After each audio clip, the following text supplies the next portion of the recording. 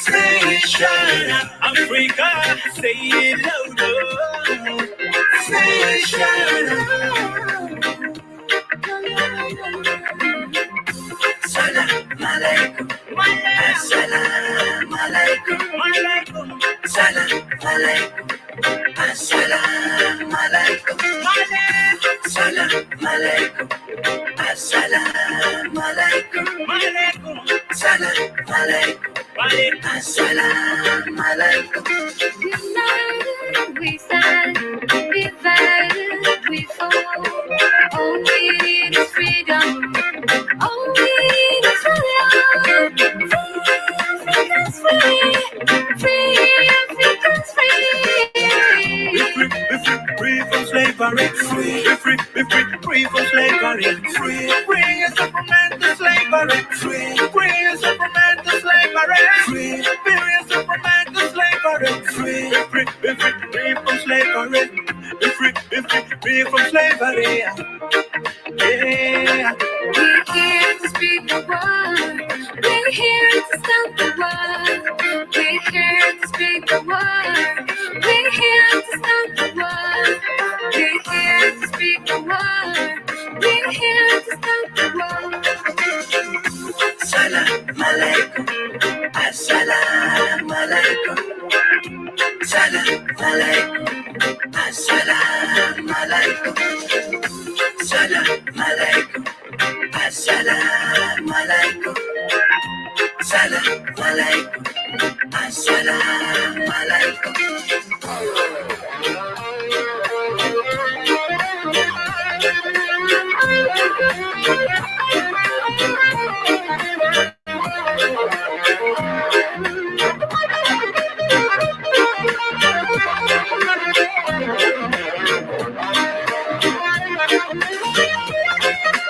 Assalamu alaikum, African one. If you wanna be free, the most simplest one in the world.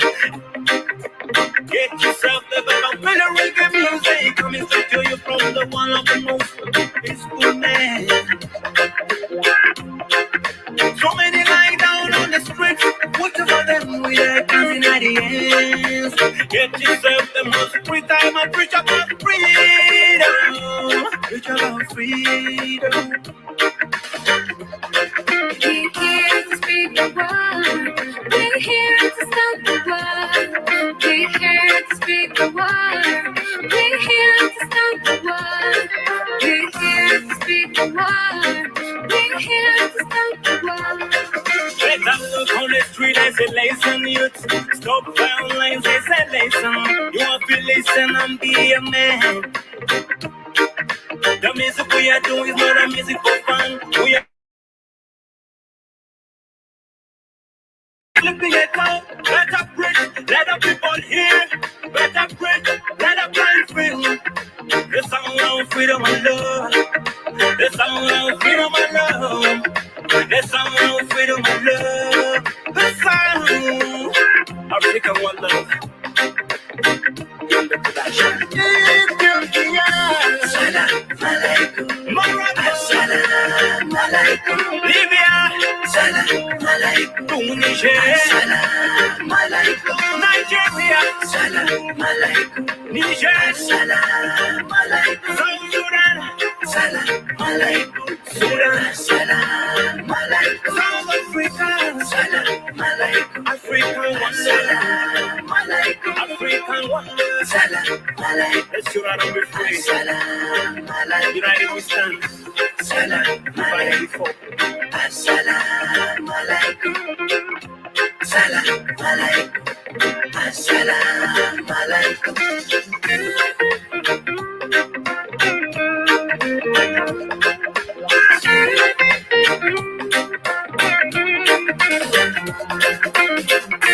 Salam alaikum. Salam alaikum. All right, salam alaikum, ladies and gentlemen, and watching this show tonight, morning, good afternoon, and this evening as well. We are live today, Saturday, May 8, 2021, to discuss the current state of affairs in South Sudan. A lot of political development are happening in the country. The signal indicate that most of these development are negative. However, we are here to talk about this situation and come out with thoughts that will salvage the wound of our people so that they can live in peace, security, stability, justice, liberty, and prosperity.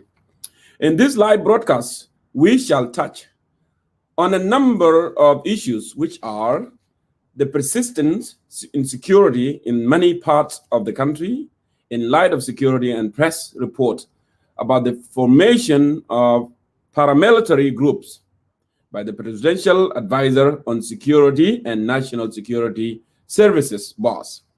Also, evaluate of the implementation of peace agreement in light of the latest international report.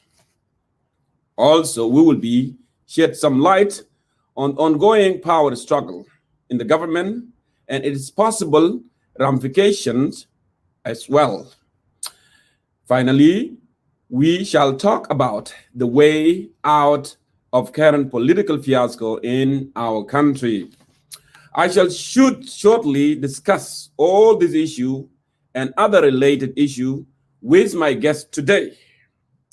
And my guests today are Dr. Hakim Darius, leaders of People Democratic Movement, PDM, Maruf, and also it will be followed by Ambassador Emmanuel Jawin, leader of National Democratic Movement, Patriotic Front, NDM. We are delighted to have them today here to discuss with them these issues of concern in our country. With that, I will be more than happy to welcome all of you tonight to this humble forum, Concerned Citizen of South Sudan, as usually, and we are always advised that we agree to disagree. And with that, I would like to see if my guest, my first guest, Dr. Hakim Dario, is available to bring him here, because I'm going to start with Dr. Hakim Dario, and then when I finish, and then I will go with Ambassador Emmanuel Jawin. I hope if my guest is here, I will go ahead and bring him, and then we move on. Let me see here if Dr. Hakim Dario is available. Oh, it seems like yes, he's right there. Hello, Dr. Hakim Dario of PDM. Welcome to Concerned Citizen of South Sudan Forum. We are glad tonight to have you today here to discuss issues of concern. Can you hear your voice? Yes, I hear you. But before we talk about the issues of concern, I would like you to give a minute or two to greet our viewers. Dr. Hakim, if you hear us, please, I will allow you to go ahead. I can't hear you. You cannot hear me. That's the problem. Let me go ahead and check here. What is the problem? Actually, I hear you perfectly. You may go ahead and remove that. Can you remove that? Now, do you hear me? You have muted my mic.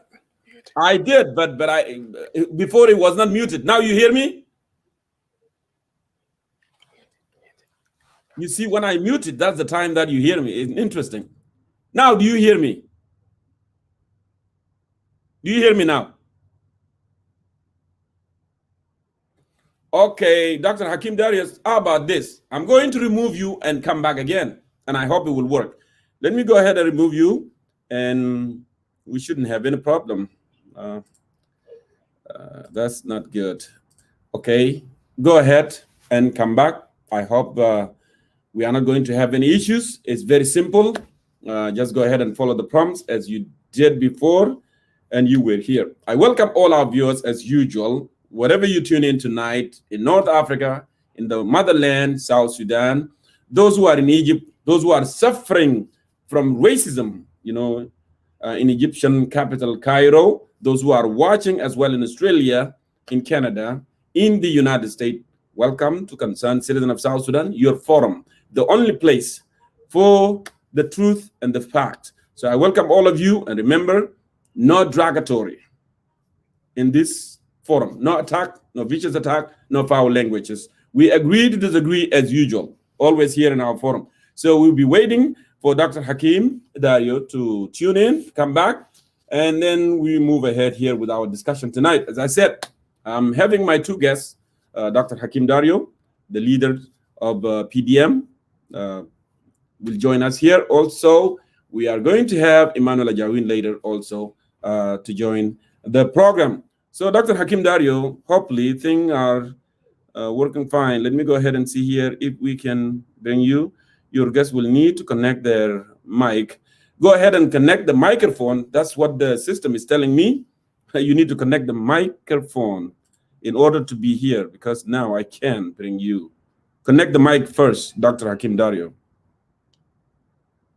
Connect the mic. It said, device is not connected. Actually, it's telling me from your end that you need to connect the mic before we move on. Just go ahead and connect the mic, Dr. Hakim, and it should work. So let me go ahead and clean that out and try your best. Connect the mic, and please go ahead and make a share the live broadcast. Share it now. Go ahead and share it. Connect the microphone. Share the live broadcast, please. Beloved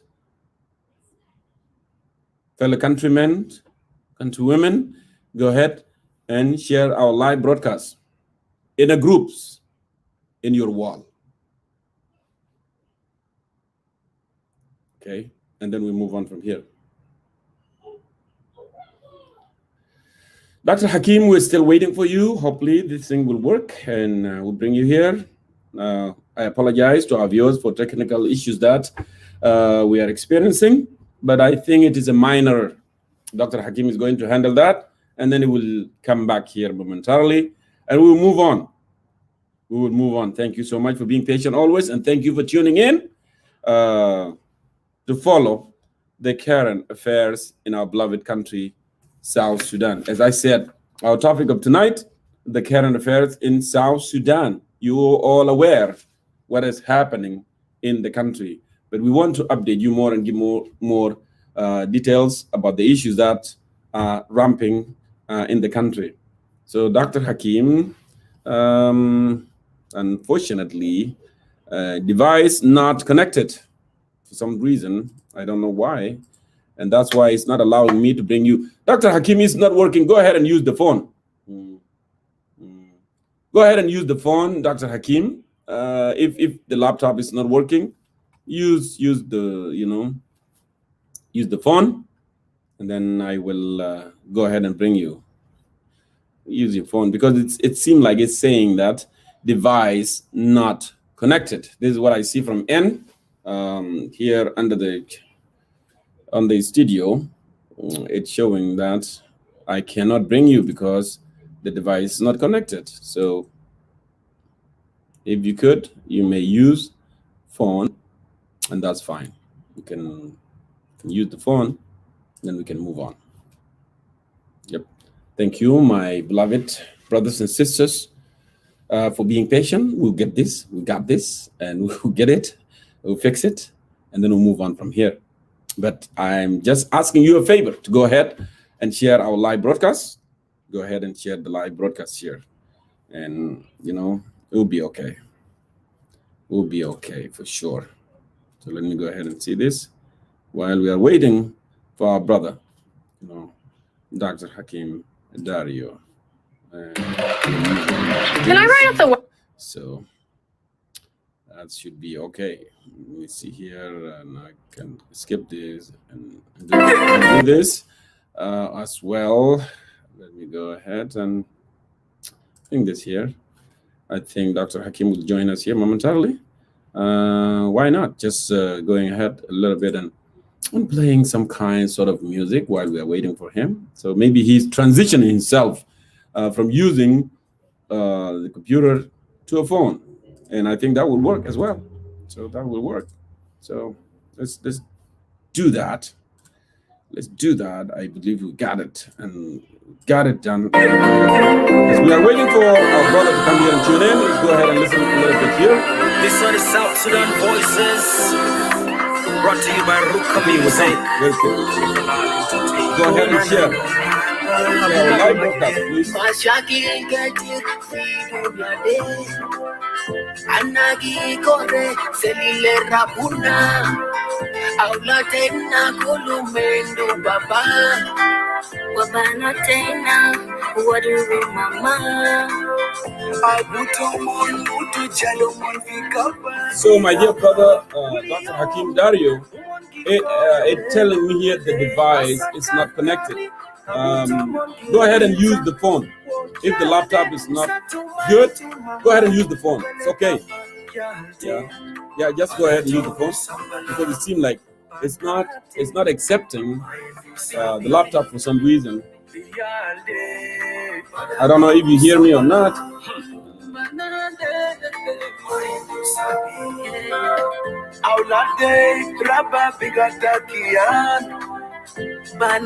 Yes, please.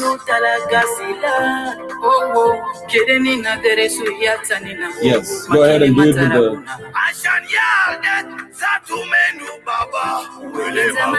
It takes a village to raise a child. Kanita ainu iyalan bilanga sambale with the advice. Nas bishaja for the le iyal gali. It's daras. We all there. Mondaru salam. Abutomon mutu jadomon figaba.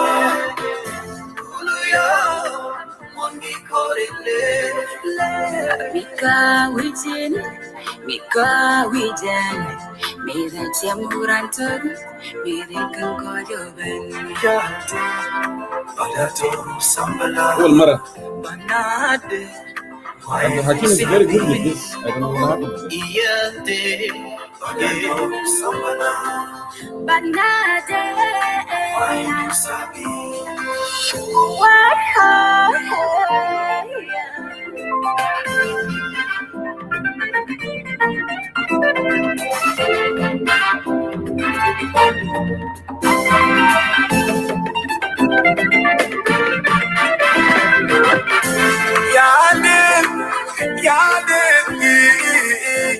I know that to woman no ekterambu abuzatu menekterambu mama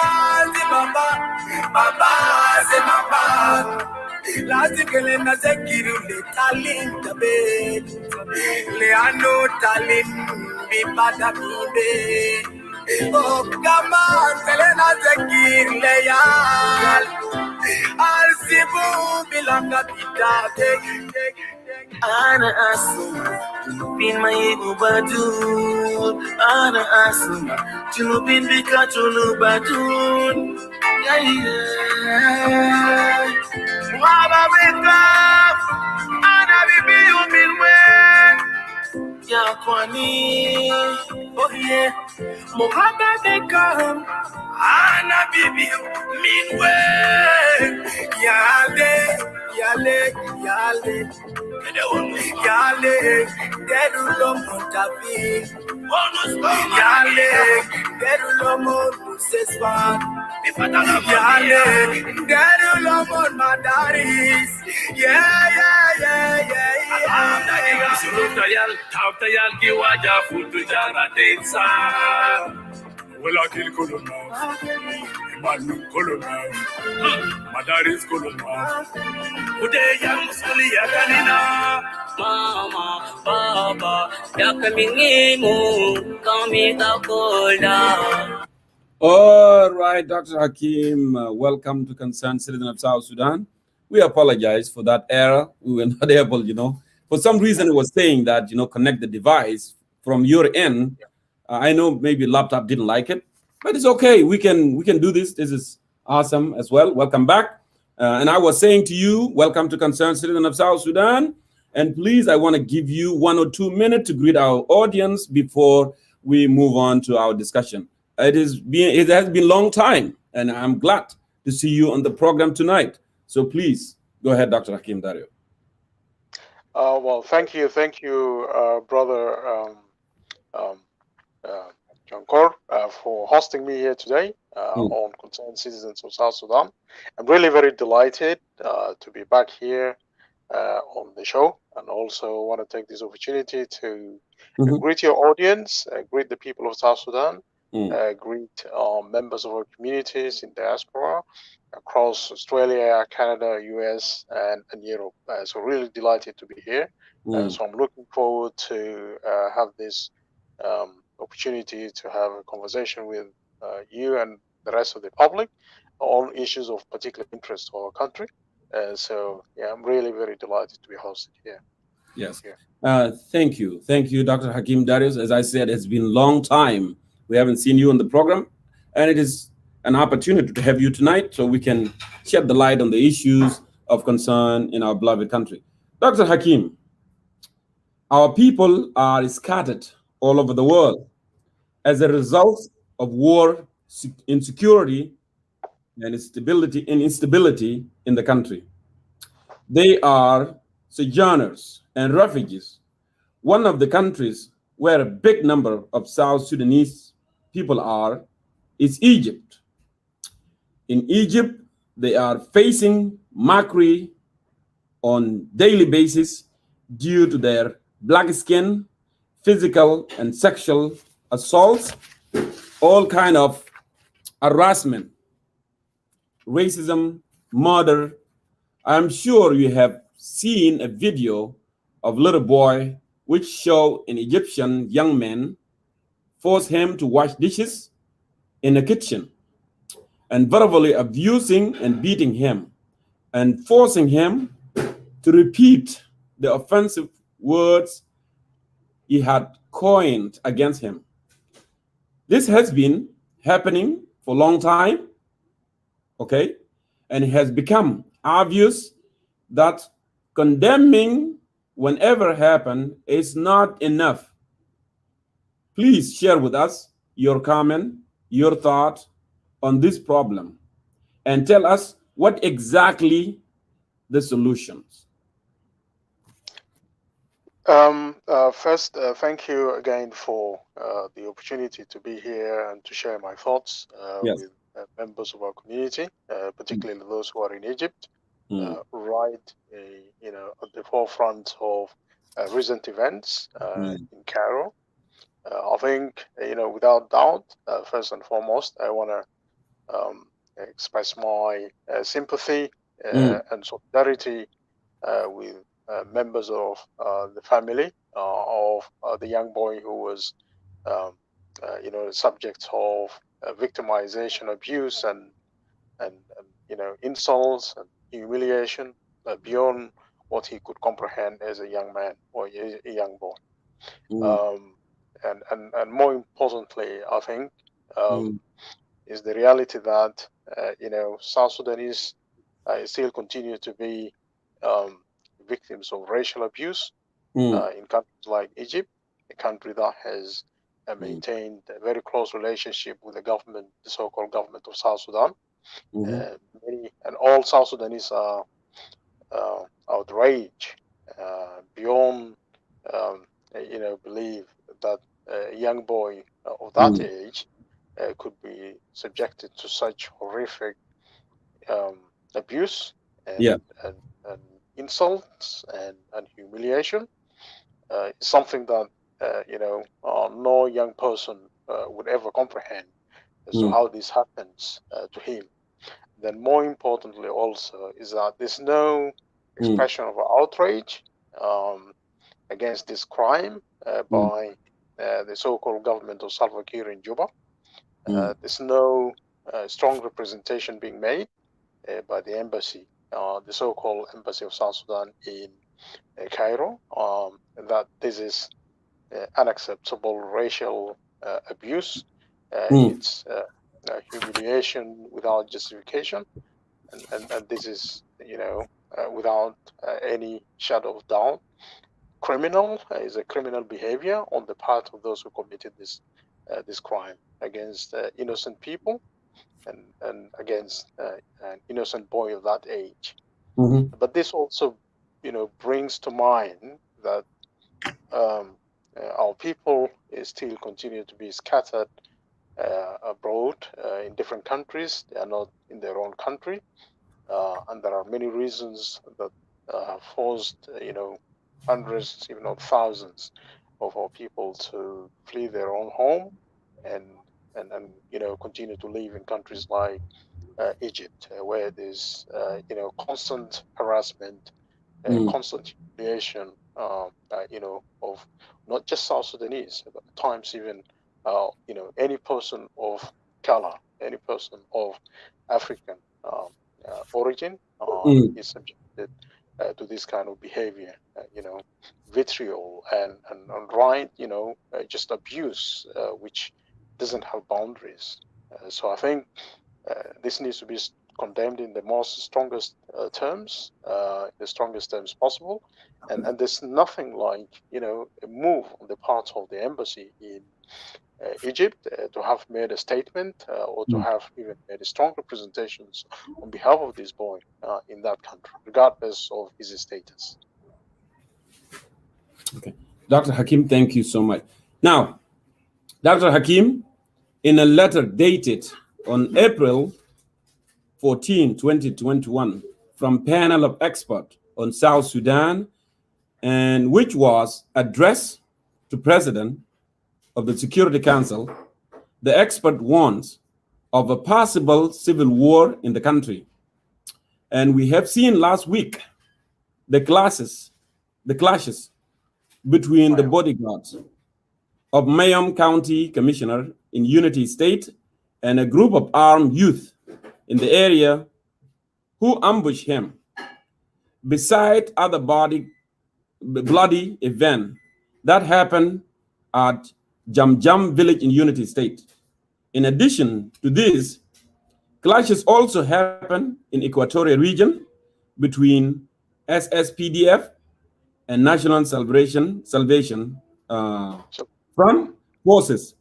And there are press reports about the formation of paramilitary group by Presidential Security Advisor Tut Galwak and the Director of Internal Security Bureau of National Security Services, General Akolkuch. And as we talk, the tension is high on the border of the Twit Mayadit of Warab State and Mayom County of Unity State. Could these clashes be considered as a confirmation of what come out in the report forwarded to the UN Security Council on South Sudan? I know it's a long question, but we must ask this. Go ahead. yeah, I think it's very important to remind ourselves what is the question that is being raised.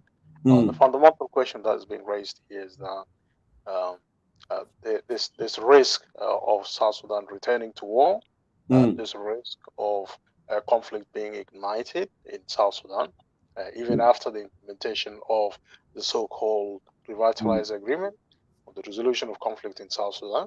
This agreement has not been implemented in letter and spirit as you would have liked to see.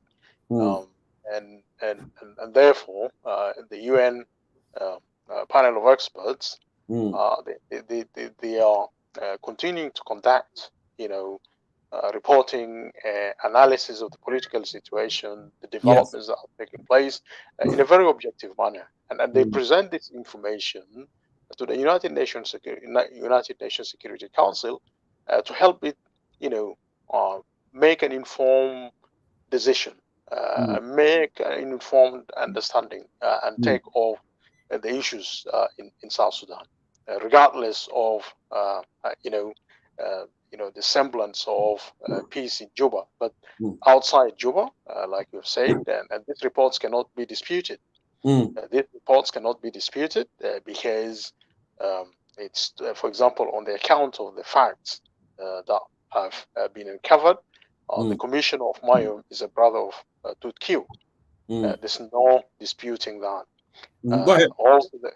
Also the fact that Tut Q worked with other agents, with his close allies in the NCP, the defunct NCP in Sudan, and people who have been close associates of Tut Q. For example, Hemeti, the leader of the rapid support forces in Sudan, who have who were very instrumental in keeping Bashir in power.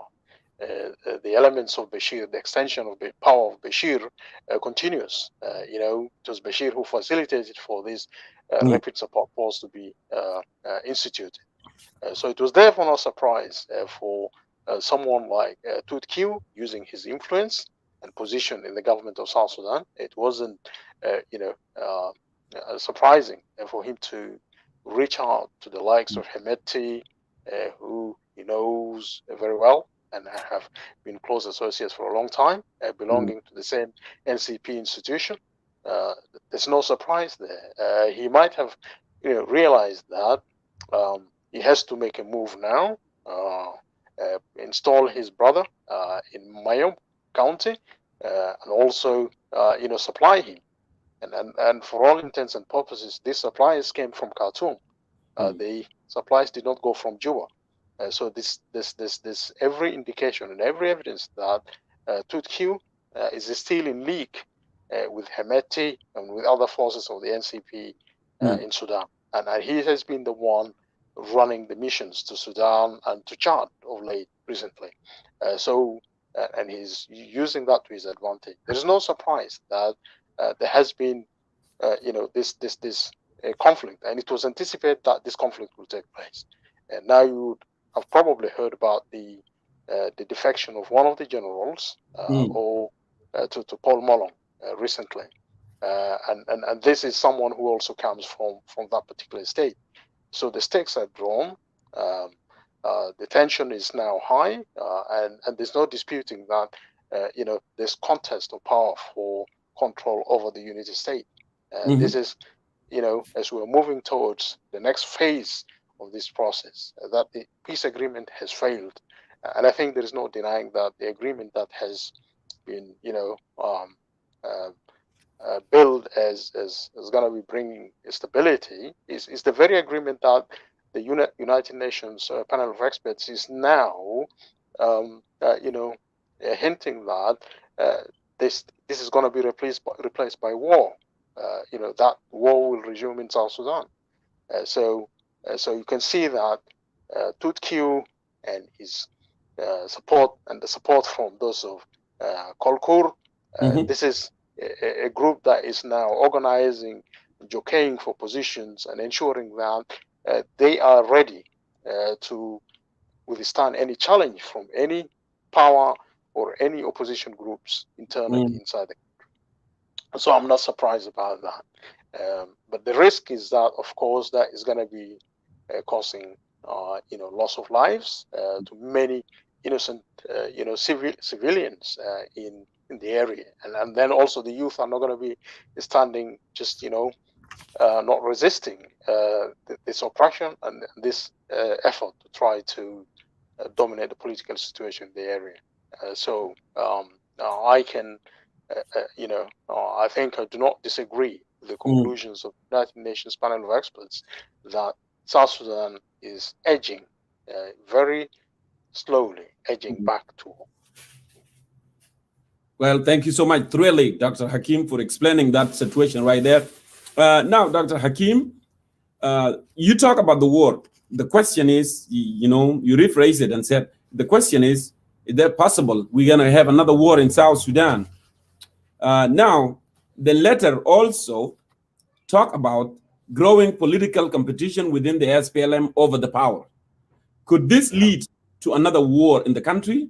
And what should be done to avoid war, as it would be the result into the killing of our people and further destruction of the country? Yeah. If you go back, yes, in 2015, the agreement came as a result of power struggle between the same fault lines within the SPLM system. And as a result, they could not agree, and the country went to war. And it was, there was no regard whatsoever for the consequences of the war on the people, the civilians, the population, those, who run the SPLM system, never bothered, never cared about the consequences of the war on the country as a whole. they just really cared for their power. They run South Sudan as a guerrilla. They continue to run South Sudan as a guerrilla movement. There has been no government, in South Sudan. These leaders never really considered, didn't really consider the necessary sort of like requisite development and state building that should have taken place, and to consolidate peace, and to begin to transform to become a government, from being a guerrilla to become a government. They didn't, and they just stuck to habits. All habits die hard. They resorted to war instead of addressing these differences through peaceful and democratic means. They failed to do that. And therefore, as a result, we we went into war, and then we had to sign an agreement. Now, this agreement became a source of legitimacy for them to rule. And they, with the support of the region, the agreement was signed 2015, revitalized agreement. Agreement for resolution of conflict in South Sudan. So you can see that, there was power struggle before the war started. And now you can see that there is also power struggle going on, and this could also result in another war. If you look at, what's happening in Mayum, and more recently, for example, if you remember the statements of Kwal Manyang, the statements of Daniel Aweta Court, and also the removal of Niall Deng, for example, from his position after having just served for a very, very short period of time. And then also you have Johnson O'Connor. He has been removed, and then other military, people who are very closely working with Salva Kiir are being brought forward to position them in SSPDF and so on. But of course, there's this other force which is recruited by Salva Kiir, the Presidential Guard, of course, the Tiger Brigade or Battalion, whatever it's called. This is, this is another parallel army to SSPDF. So you can see that there's a lot of movements. There's a lot of changing positions and making allies and preparing for something. What is it? What is that something? And I think at the center of all of this is political power, right? And no one wants to see political power. Salva Kiir in particular doesn't want to see political power. And you can see his visit to for example, to Bor, and he went in the wake of the statements made by Kwal Manyang. He quickly hurried to Bor, and he started to show up his son, and try to just very quickly reach out to Kwal Manyang to try to say, here, look, I'm coming here, I'm coming to you. And because it was Kwal Manyang, no one else would have been treated the way Kwal Manyang has been, sort of like addressed by Salva Kiir, because he knows if for example it doesn't reach out to Kwal Manyang could also slip away from his influence. So he wants to keep some of these people close to him. He's certainly not very happy with the comments and the statements that they made, because they have been, together all this time. They have been together. So what difference has, what has changed? Nothing has changed. And so it's really a case of saying, okay, Tooth Q is now playing a major role, and the presidential advisor, the security presidential advisor that Kwal Manyang is not really fulfilling his role. He's no longer that very influential. Yeah, and so he was, not very happy.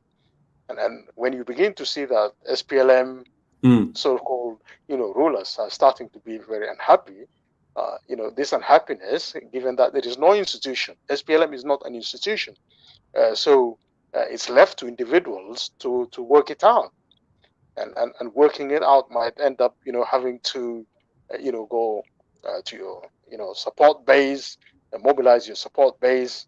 If you have a militia, you start to go and quote your militia, talk to your militia, be ready, and that's why those of TTQ are now beginning to set up militias as well. And Kola Kur is quick in support, in extending support to Tutkiw, because he sees in Tutkiw as a supporter. And by the way, uh, they are quite happy to work with the regime in Sudan, right? They are. Because yeah, you have the situation where the government is not receiving any military support from, the region, if you like, because the region is under microscope. The region is being watched in terms of who is letting armaments to go into South Sudan against the United Nations embargo and so on. But with Sudan, they can always find, the porous border, and they would be able to bring in supplies from the likes of Hemeti and others. So there's no surprise there, and that's why they're working with the Hemeti, and they want to, create a parallel, rapid support force in Mayum, and this rapid support force has already been there in South Sudan. You've got the Mafiang Anyor, you have the Kun, Benyi, and then you have the Tiger Battalion. These are already the rapid support forces which are operating outside of the law. They are not part of the mainstream SPLA. They're being well fed, they are being financed, they are the ones who are heavily armed and fed very well. The rest of the SPDF forces are not really fed. They're just suffering. Soldiers who are just sent into war, and then they are not really cared for. Thank you, Dr. Hakim. Let's talk about peace agreement. Peace agreement that actually we have already raised a flag since it was signed on September 12, 2018. We indicated that actually it's not genuine, and it will not be genuine, and it is not going to be implemented. Now, Dr. Hakim, if I may ask you this question, what is your personal evaluation for the implementation of the peace deal? Is it being implemented or not? And what would you say to those who say that it is the only way forward? Please, I want you to give our audience your points of views. Go ahead. Yeah. Well, as you probably know, we, some of us, me particularly, as a participant in the high-level revitalization process that led to the, on the signing of the revitalized agreement 2018. I never really saw any chance that this agreement was going to be successful, because first it was signed under duress. And that means, undue influences were exercised for the agreement to be signed. And the sources of undue influence came from the likes of Bashir, the fallen dictator, and also, of course, the Ugandan leader, Yoweri Museveni. These are the people who really exercise undue influence on the parties to sign the agreement. And as you have all seen, the agreement from the start did not really follow a pattern that offers confidence to the country and to the participants, the signatories to the peace itself. We've seen people rushing to Juba under different pretexts of trying to normalize relations. We've seen Riek Machar coming to Juba and not being able to influence decisions and not actually exercising as much political power and like almost living in house arrest. Has not gone out of Juba, capital, to any part of South Sudan since he came from Khartoum. Maybe some of you may know if he has gone or visited, for example, visited Malakal, visited Wau, to preach about the revitalized agreement being implemented in spirit and in letter. We've not seen all of that. Much of the activity is just concentrated in Juba, right? For example, many of them could have found the opportunity to go to Mayo and try to go and address the population there and say, look, we have brought peace. We want you to enjoy peace. And we're going to do everything possible for the peace to hold. But as we have seen now, this war being staged, this conflict being staged in Mayom, and none of these leaders have gone out of their way to preach peace, to advocate for peace, and so on, because even the essential security reforms have not been undertaken. The benchmarks of the agreement have not been implemented. Those who were being, studied and trained to become members of the unified forces have left their bases, have left their cantonment sites, and in some areas, some of the cantonment sites have been burned down. The cantonment sites have been actually attacked with impunity.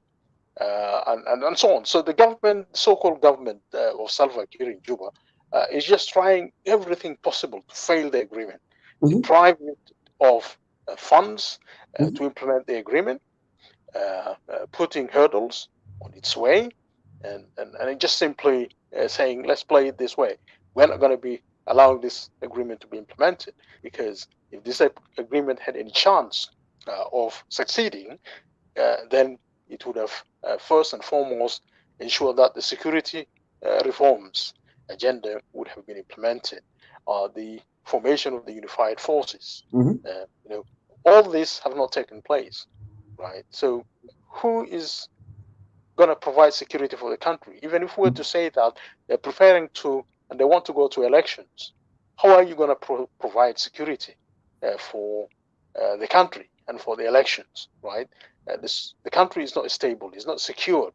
So how are you going to hold elections? And then I'll come back to the other issue, which is that in Uganda alone, there's like 1.8 million, Equatorians who are refugees in neighboring countries, right?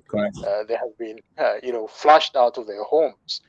There's no genuine peace in Equatoria. There's constant and continuous, depopulation of the population in Equatoria. In central Equatoria, we have seen on several occasions how many civilians were actually pushed into Yei, deprived of their villages. Their villages are being burned down, and so on. So this is what the agreement was signed to kind of like bring to a halt, to replace all of this instability with peace, and none of it is there. So how would you judge that this peace agreement has succeeded?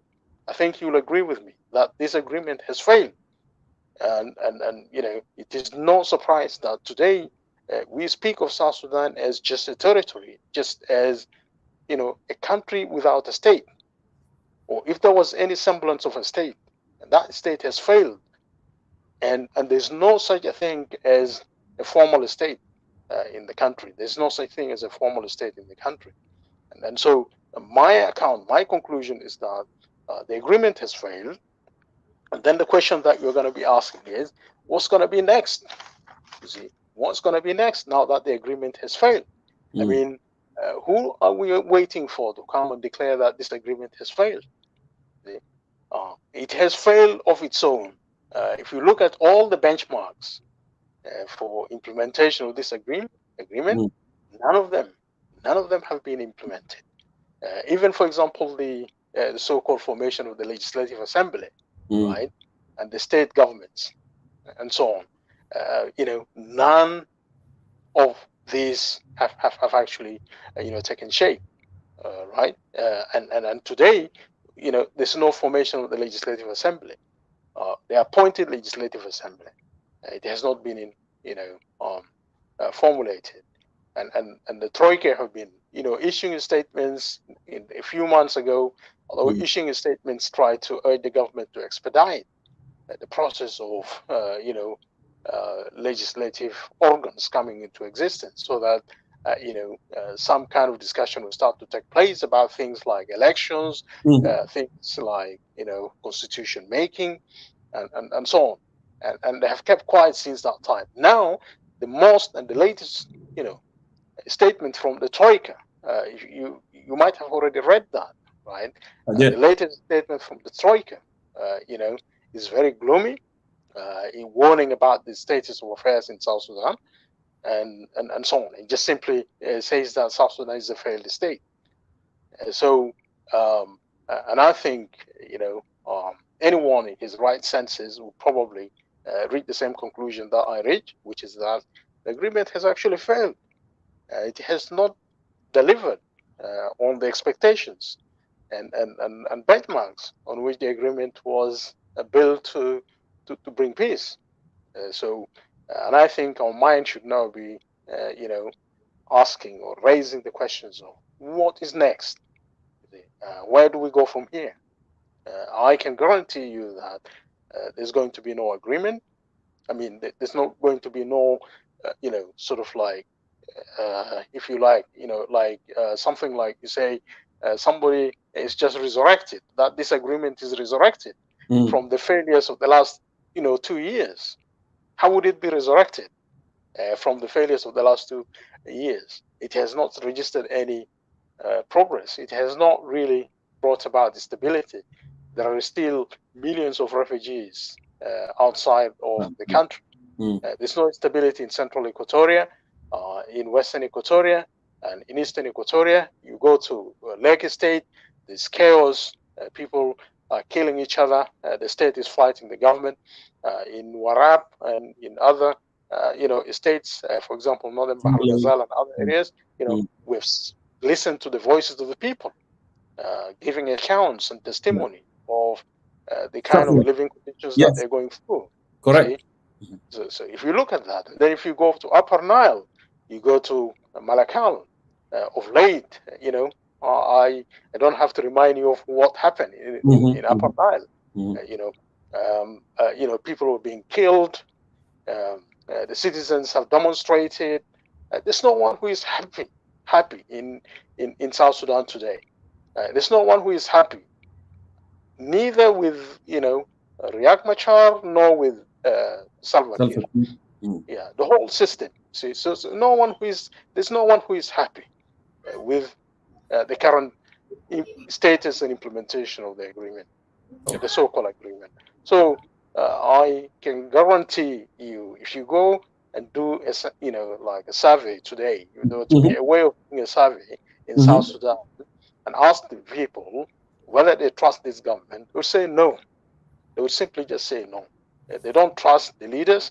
They don't trust Riek. They don't trust Salva Kiir.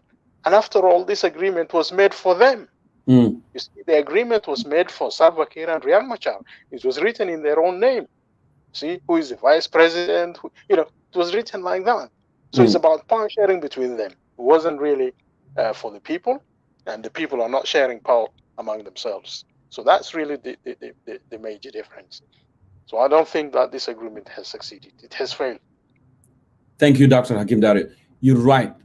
Even part of the country that don't have war, you mentioned Northern Barkazal, people are suffering. I show a clips of the video here, the women out crying, saying that we are done. No food, nothing. But people are, having dining, wine in Juba, without even thinking about those vulnerable, the orphan, the widow, and so forth. Yes, you are absolutely correct. All is state of chaos in the country. Dr. Hakim, let me go a little bit back. Since we have, there are some, government officials, sometimes they come and watch our live broadcast here wearing the hyena clothes, trying to pretend that they are speaking the tone of, being in the middle. I see that a brother here saying that you people who are in the Western world should keep quiet because all of you are nothing but preaching hatred. Who told you there another war? Why do you like war always? Well, you should ask your boss, my dear brother Simon Akol. You should ask your boss who created war in the first place. You know who created war in the first place in 2013 and in 2016. And now there are potential. Now, Dr. Hakim Dario, if I ask this question to you, I'm going back, with the militias and that's been formed in the country and the potential for another war in the country. Aleu Ayeng Aleu, the governor of Warab State, is also training a militia that is called Twek Twek 2. Does that has a connection with the current power struggle? and preparation for the war? The reason why Leo was sent there as governor of Warak State is a very close ally of Salva Kiir, and he has a plan, and his plan is to replace the plan that was executed by Paul Malong. Previously, Paul Malong was the man, the boogie guy, who went around, recruiting innocent Dinka youth to come and fight for a cause that they don't understand, cause of Mafiang Anyor and Dutko Benyi and what have you and all of that. Yeah. Now, because most of those forces have kind of like dissipated, and many of them are not well looked after, and especially the sort of like figurehead or fatherhead or whatever it is. Molong is no longer a part of the system, and nobody really cared or trusted them because they're assumed to be loyalists of Paul Molong. And you've also seen of late that many generals, even within northern Bahr al-Ghazal, within Bahr al-Ghazal region, and so on, some of them became dissatisfied and discontented with the way Salva Kiir is running the affairs of the country.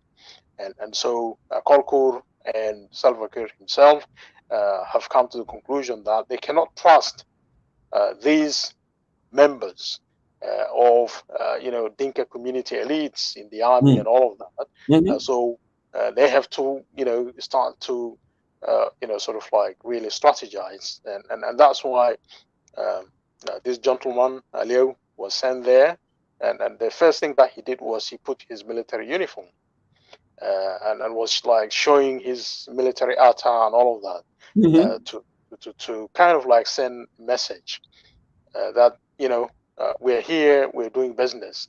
You have to listen. You're going to be listening to commands. I'm not a civilian. I'm here, a military man, so I'm going to be giving military orders. Yes, that's what he's doing.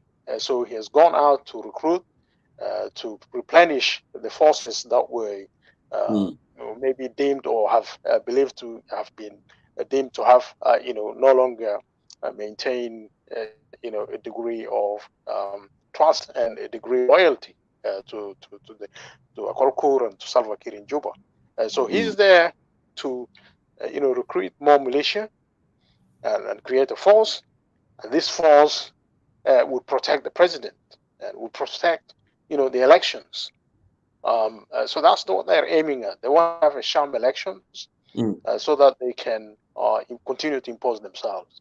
And many of you have had comments being made here that Salva Kiir is preparing his son, to take, matters, to assume power if he happens to disappear from the scene. So they're doing their job. They're preparing their ground. So there's nothing like free and fair elections ever that would be organized by Salva Kiir in South Sudan. That will not happen. So that's what they're trying to do. Yeah. So they just basically, organizing their forces, ensuring that they're empowered and that they have the military who are ready to bid their bidding, to work for them. That's what they're doing. And I think the country should take note of that. This should not be allowed to repeat itself like what happened before. And this is about now questions that people will need to address themselves to, is how and what are we going to do to remove Salva Kiir from power? Thank you, Dr. Hakim Dario. Now, the transitional period is stipulated in the revitalized agreement as 3 years is over. Yeah. And the signatories to the peace deal are asking for an extension of the transitional as expressed of official letter written by the former Minister of Presidential Affairs, Nial Deng Nial, who was removed recently. How do you analyze this? And what is the political conclusion to this endless transitional extension periods. Yeah. Go ahead, Dr. See, Habib. Yeah. the regime is relying on, for its legitimacy, it's relying on agreements. You can see, for example, when there were plans, advanced plans for elections to take place in 2015. They found an excuse to go into war and then reach an agreement which gives them legitimacy. Quote, between quotes, is the legitimacy of the agreement Yes. for them to rule. It's not a legitimacy derived from the people. In 2018 as well, they, found another lease of life through another agreement, the agreement for revitalization of the Arctics. And they are now here. They knew very well that they're not going to be implementing this agreement, but they continue to play the game, Yes. which is to extend the agreement and continue to extend the legitimacy. And by the time. Yeah, and by the time. Yeah. They're not going to be looking, to go to the people and renew their mandate that way, like get the mandate from the people. Any other alternative legitimate process is far better an alternative than having Salva Kiir.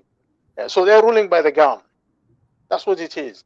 Aliyo would not go to Warabi State and recruit, without the authority of the parliament. Who gave him the authority to, for example, to recruit and train? Who? You see? So, and those in Juba are ruling by the gun. They are not ruling by any other means. The state itself has failed, right? The institutional state never existed. Yeah, we need to go. The state did not exist. Yeah, the state did not exist, and so they continue to rule by the gun. That's what keeping them in power. Yeah. I apologize. Yeah. Okay. Yeah. Yeah. So I was just saying, like, they're not in a hurry. First of all, they're not in a hurry. They know that there's no any other power. They were, maybe fearful of the SPLM-IO, but they have played a lot of, dirty games on the SPLM-IO to render it almost like, toothless. And what they have now done is to try to bolster, the formation of another force that would replace the Matianganyor and bolster the Tiger Battalion or the Tiger Brigade or whatever it's called, for them to continue to protect themselves in power and to, preserve themselves in power. But they're ruling, and this is what we're saying, they're ruling by the gun, right? They have no any other source of legitimacy. So they're just really ruling by the gun. And this is what the world realizes, and what the people of South Sudan also realize, that this is not a government. This is just, kleptocrats, a group of, criminals who are running the state as if it's their own. The other day there was a discussion in Norway where Hilda Johnson appeared with a number of other, people in the in Norwegian, system. They addressed the issue of the situation in South Sudan, and they brought the issue of, the criminals being taken to, the International Court of, the International Criminal Court to be held to task and to be held accountable for, creating this situation of continuing abuses, gross human abuses of our people rights, of our human rights, abuses of our people's human rights, and these gross violations of their human rights and so on, which is continuing, which is unabated, which is not really, being stopped. So someone has to do something about it. So this is being discussed, and these are members of the Troika countries. Troika countries are beginning to entertain the idea that, the leaders, the so-called leaders in South Sudan, should be taken to the criminal court and be held accountable. So I think that's what we should support. There should be a strong support for such a move on the part of the international community, that this state should be, declared a pariah state, The leaders should lose their legitimacy, should not be recognized. By the time the expiry, by the time for example, the transitional period, formally comes to an end, that's it. People should now talk about an alternative. When we start to talk about an alternative, including the international community, then they will start to lose because, they're there just basically to, hold the vacuum together. But the moment the world, the region, and South Sudanese start to talk about an alternative, they will find themselves shaky. But if we're not talking about an alternative, an alternative to them after the expiry of the transitional period, then they will continue to assume or make the assumption that they can continue to extend. But right now, people should reject any extension. What you just said, the letter written by Isim Shulu Nial Deng, asking for extension of the transitional period should never arise. That should be rejected. The people, they should now be referred to the people. We have tested over the last, 5 or more, 6 years, we have tested the elites, right? We have given the elites the benefit of the doubt to sign the 2015 agreement and to implement it. They failed. Again, once more, we allowed the benefit of the doubt, or the world allowed the benefit of the doubt to the SPLM leaders to, sign another agreement in 2018 and implement it, and they have failed. In a series, right? First and second, they have failed in both attempts to really lead the country. So they are not really capable of leading the country. That's the reality. They cannot lead the country. They are incompetent. And Awad himself has admitted that, when they go to these meetings, they really talk about nothing. They don't talk about projects. They don't talk about bigger issues of state formation. They're not talking about these issues. They're simply talking about who is going to be moved to this position, to that position, who's told what, and it's just being corruption. If you look at the history of the government, the so-called government of South Sudan, from 2011 and onward, right? It became a history of corruption, right? What else can you remember? For example, you can talk about the history of the Dora saga. That the Dora saga started, right? Soon after independence, the Dora saga was the first that hit us. Okay, and then the politics of corruption continued from there. The list of 75, right?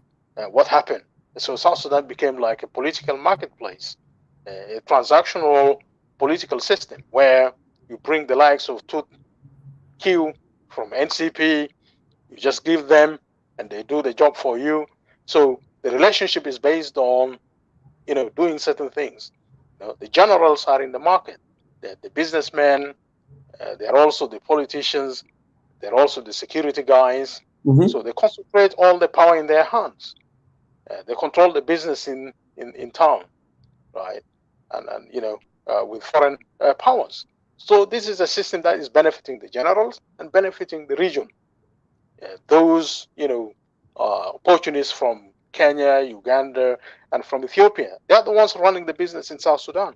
South Sudanese themselves have no opportunity. They have no way of really enjoying their country after independence. Nothing, right? You think you yourself and other young people cannot make better decisions for that country?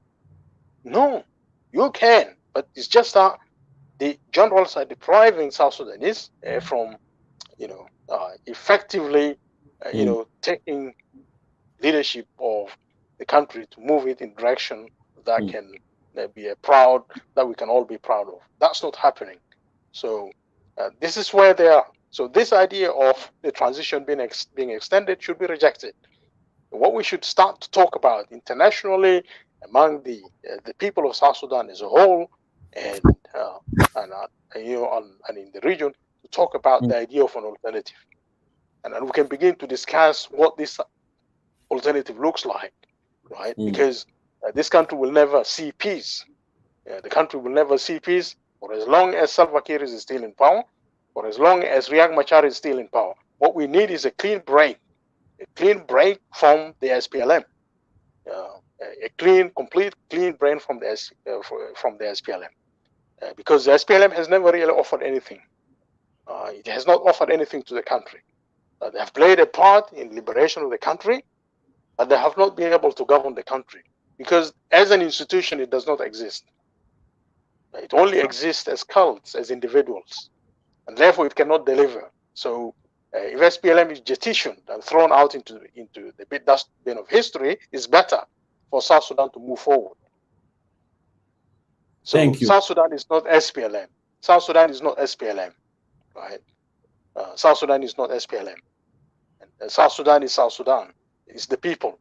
Absolutely. How the people want to govern themselves, how they want to identify themselves, how they want to form a nation, that is up to the people. It's not up to the SPLM. That is the recognition that we should really force onto the table. Speak to the international community that you have wasted a lot of time giving the benefit of the doubt to the elites. What we now need to do is to give the benefit of the doubt to the people, because the people are the source of legitimacy, the people are the source of power, authority, and therefore it should now be the people, because this country will only continue to exist if the people want it to exist, and decisions have to be deferred to the people. There's no any other option. There's no any other alternative, and that was one of the reasons some of us refused to sign up to the Revitalize Agreement, because there's no, it has got nothing to do with the people. Yes. It's just about the elites and sharing power among themselves.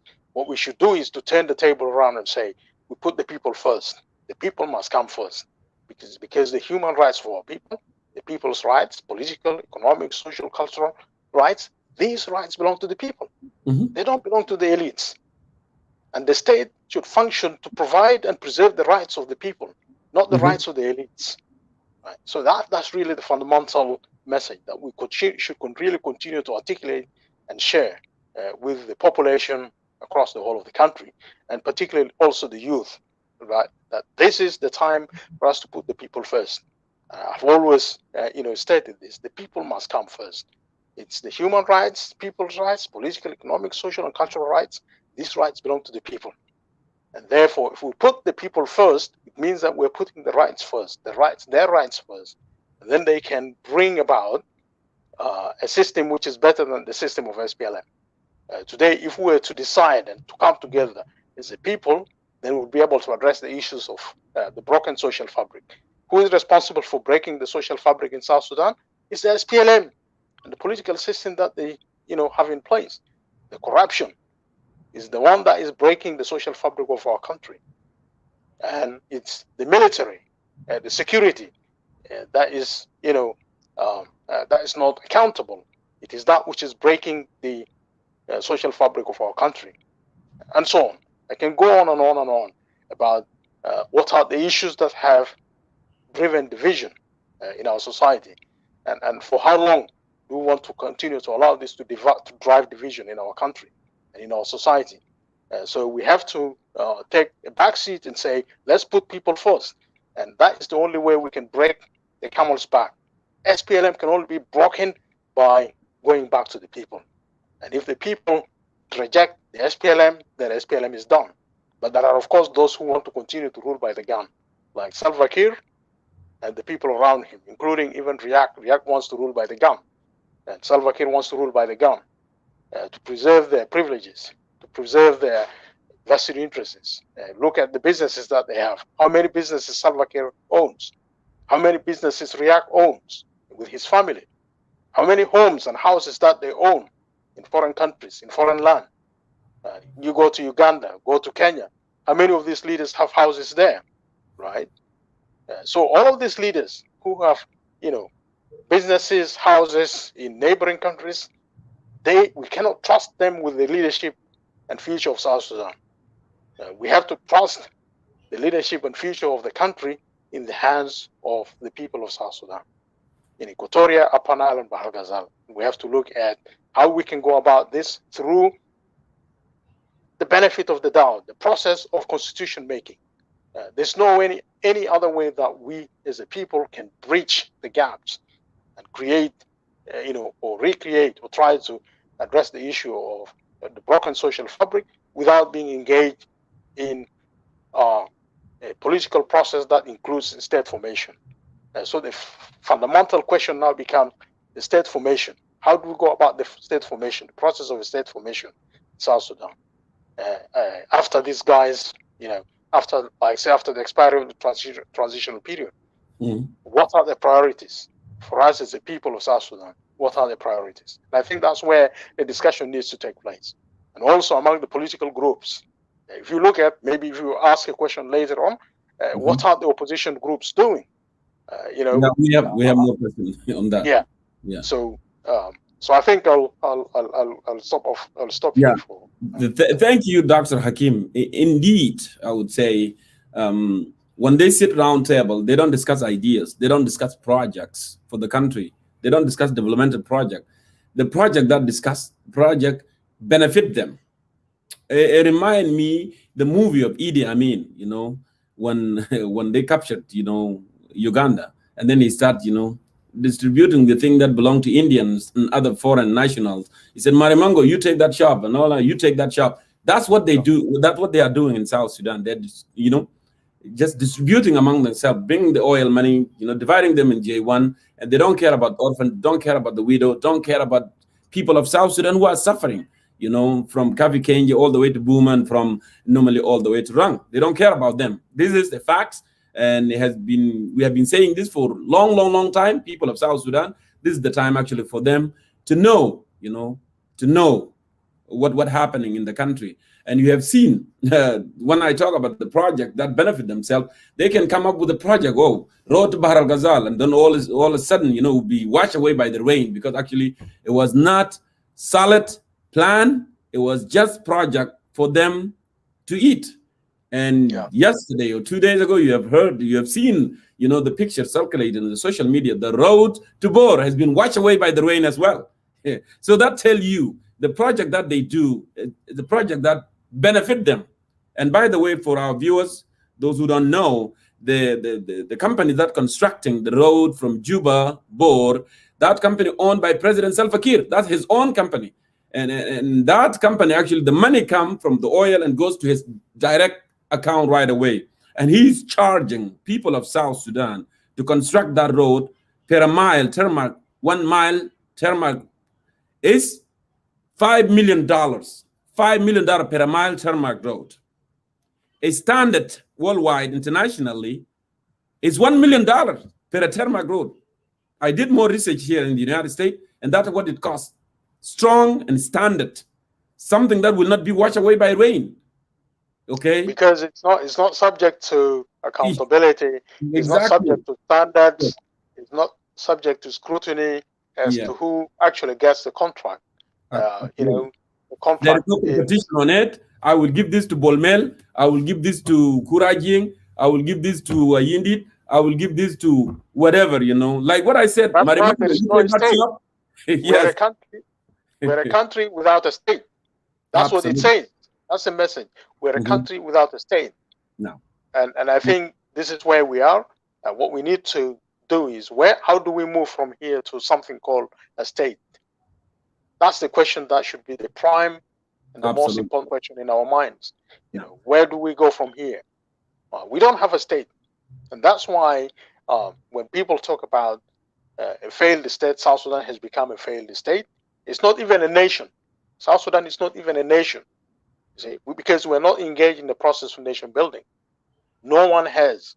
There's no political big ideologue that has been, leading programs of state formation and nation building. Nothing. Thank you. And with that, actually, I have another question here. I have a couple more questions, for you, Dr. Hakim, before I give you the bigger question of the day. So now, as you know, there's high proportion of corruption in South Sudan since 2005 until now. And the latest report filed by the National Audit Chamber, which is National Audit Chamber of South Sudan, has revealed a great deal of misproportions of 2% 2%, and 3% of the net oil revenues allocated for the oil producing state and communities by the government institution, including J1. What is your take on this? It was so, I don't know what to say. I briefed so gross. Yes, I know you read that report already and you have seen the numbers. Please, I want to get your take on that. I think if there is anything that the people are united about, it's about their disgust at appalling narrative to read about how business is done in South Sudan. How could this happen in this day and age in that country? That such a level of impunity is allowed to go unchecked, and there's no one to pay the price for it.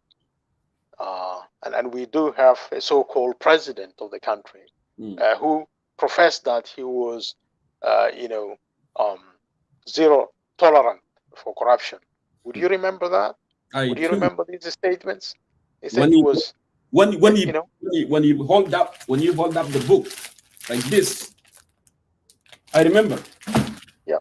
Yeah. What does he say to that? Does he actually understand what is the meaning of corruption? Granted that he understands the lingo, he understands what is meant by corruption. Why is he silent about it? But if you, like you've just said, the company that is constructing the road from Cuba to Bor is owned by himself or by his family. So how would you expect him to be zero tolerant towards corruption? Nothing of the sort. If you look at that report, this report awarded large sums of money, just like in the case of Dora Saga previously. In the case of Dora Saga, you would find that places, like Home and Away in Juba, were getting contracts for that Dora Saga.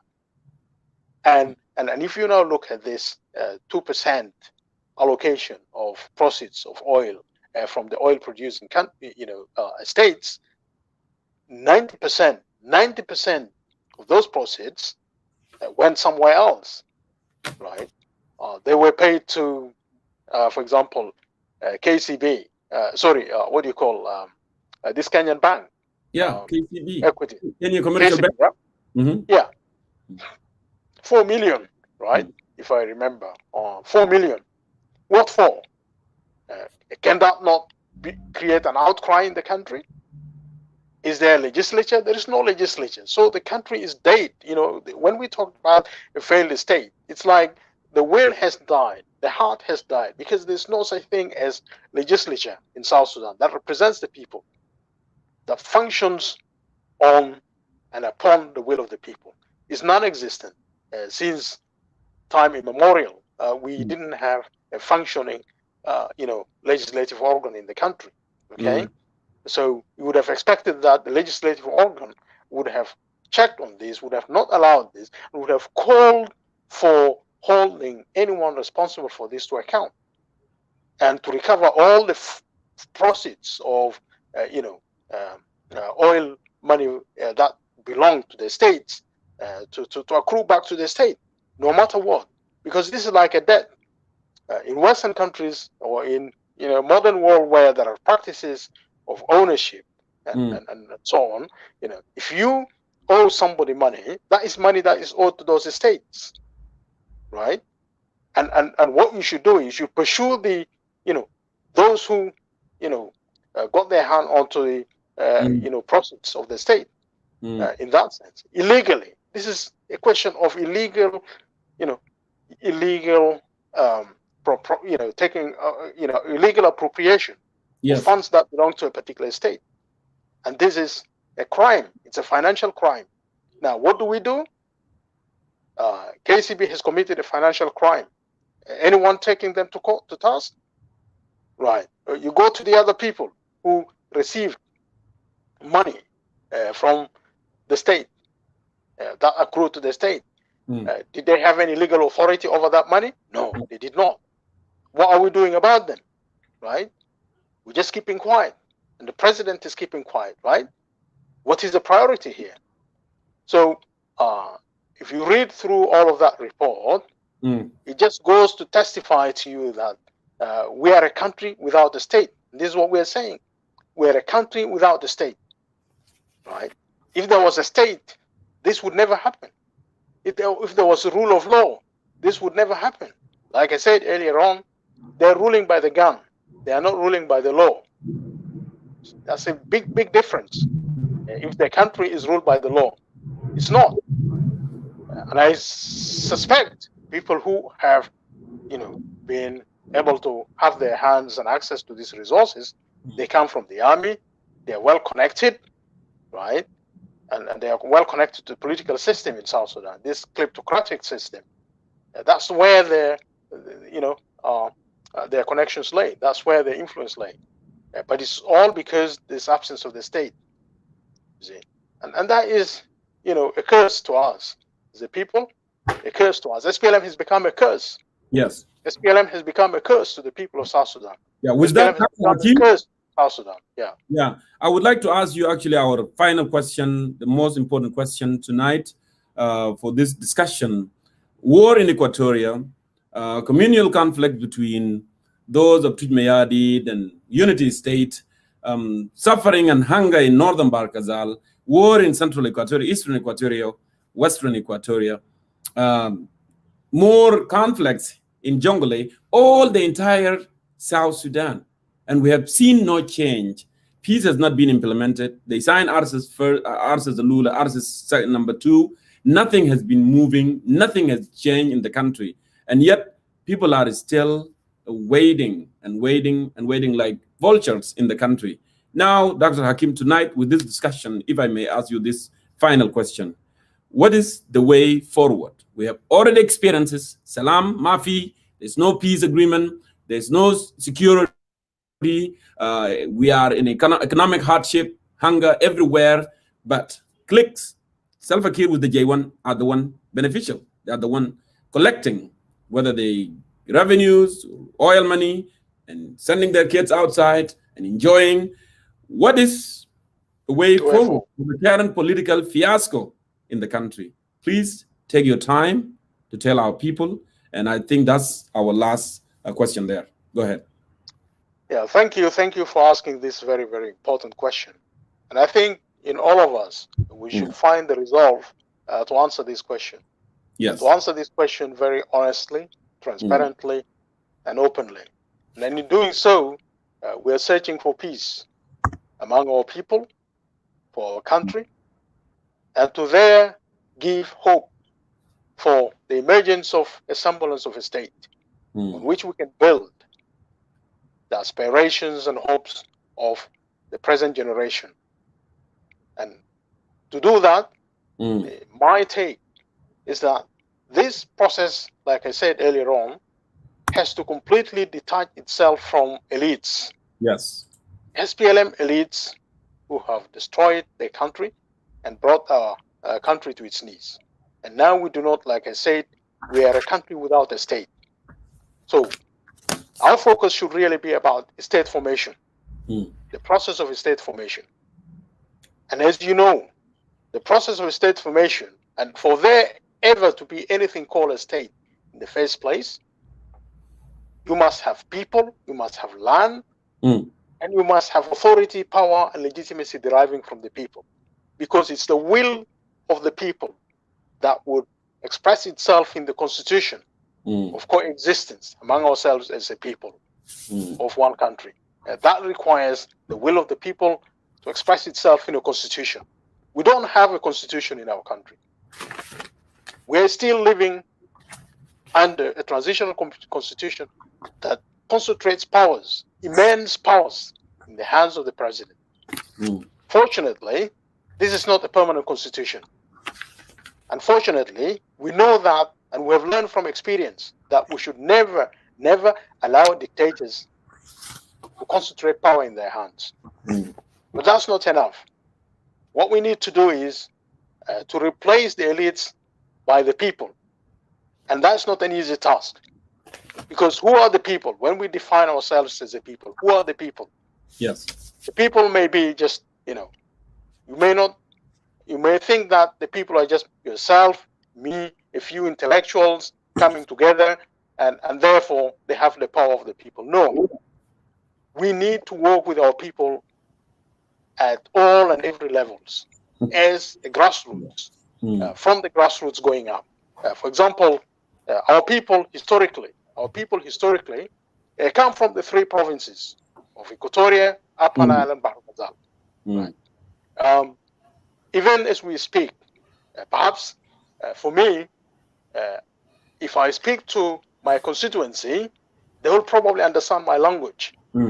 But what should come up front in the forefront of all of our people should be this, or intellectuals who are, engaged in the process of raising awareness and cultivating this idea of a replacement of a failed state with a new state, that we are engaged in the process of state formation. So that's the most important thing. We are engaged in the process of state formation. And what is important in that process of state formation is to put the fundamental human and people's rights of our people first. This is really key. And when I talk about people's rights, economic, social, cultural, and political rights, whether, all these people who exist, there are people in Upper Nile, people in Bahr el Ghazal, people in Equatoria, these rights belong to them. These rights belong to them. Fundamental, political, human, social, cultural rights, human and people's rights as well. They belong to these people in Upper Nile, Bahr el Ghazal, and Equatoria. If I were to go to Upper Nile, for example, or to go to Bahr el Ghazal, and I wanted to speak, I may not have the language. I may even be misunderstood. We still have a very strong tribal society. We are not model as a nation. And we can see from the leaders, their experience, their heritage, their legacy. So what we need to do is to go back and organize our people from the grassroots, but not organize them against a particular people. But what we want to do is to make sure that we take the power back to the people through uniting our people. For example, the people of Equatoria should organize themselves as a force for good, as a positive force for good, for change. It's not a force, a negative force for example, attacking, people of Upper Nile, attacking people of Bahr el Ghazal, and so on. But what we want to make sure is that people are organized, they're able to participate in decision-making processes, they're able to organize themselves. But Dr. Hakim, I'm not supposed to interject, but I have a question on this particular area. Now, you are calling for all unity, for people, to organize, whether in Upper Nile, in Bahr el Ghazal, Equatoria, but at the same time, all the opposition group, are calling for political change by removing SPLM, NCP, regime from the power in the country. But they are divided. But now you are calling that we need to galvanize together. They are divided. What is your message to them? The political process are suffering. The political process should work in tandem, in parallel with other processes. So we cannot limit it to say it's only these political elites, these political organizations should work for change. This should be تبقى ملحمة شعبية وملحمة مع القوى بتاعت القوى السياسية البروجريسيف political forces working together. ما ينحرج من انه مثلا شنو يتعاملوا مع الجماهير. كويس؟ الجماهير تبقى شنو في مرتكز بتاعت الشغل ده.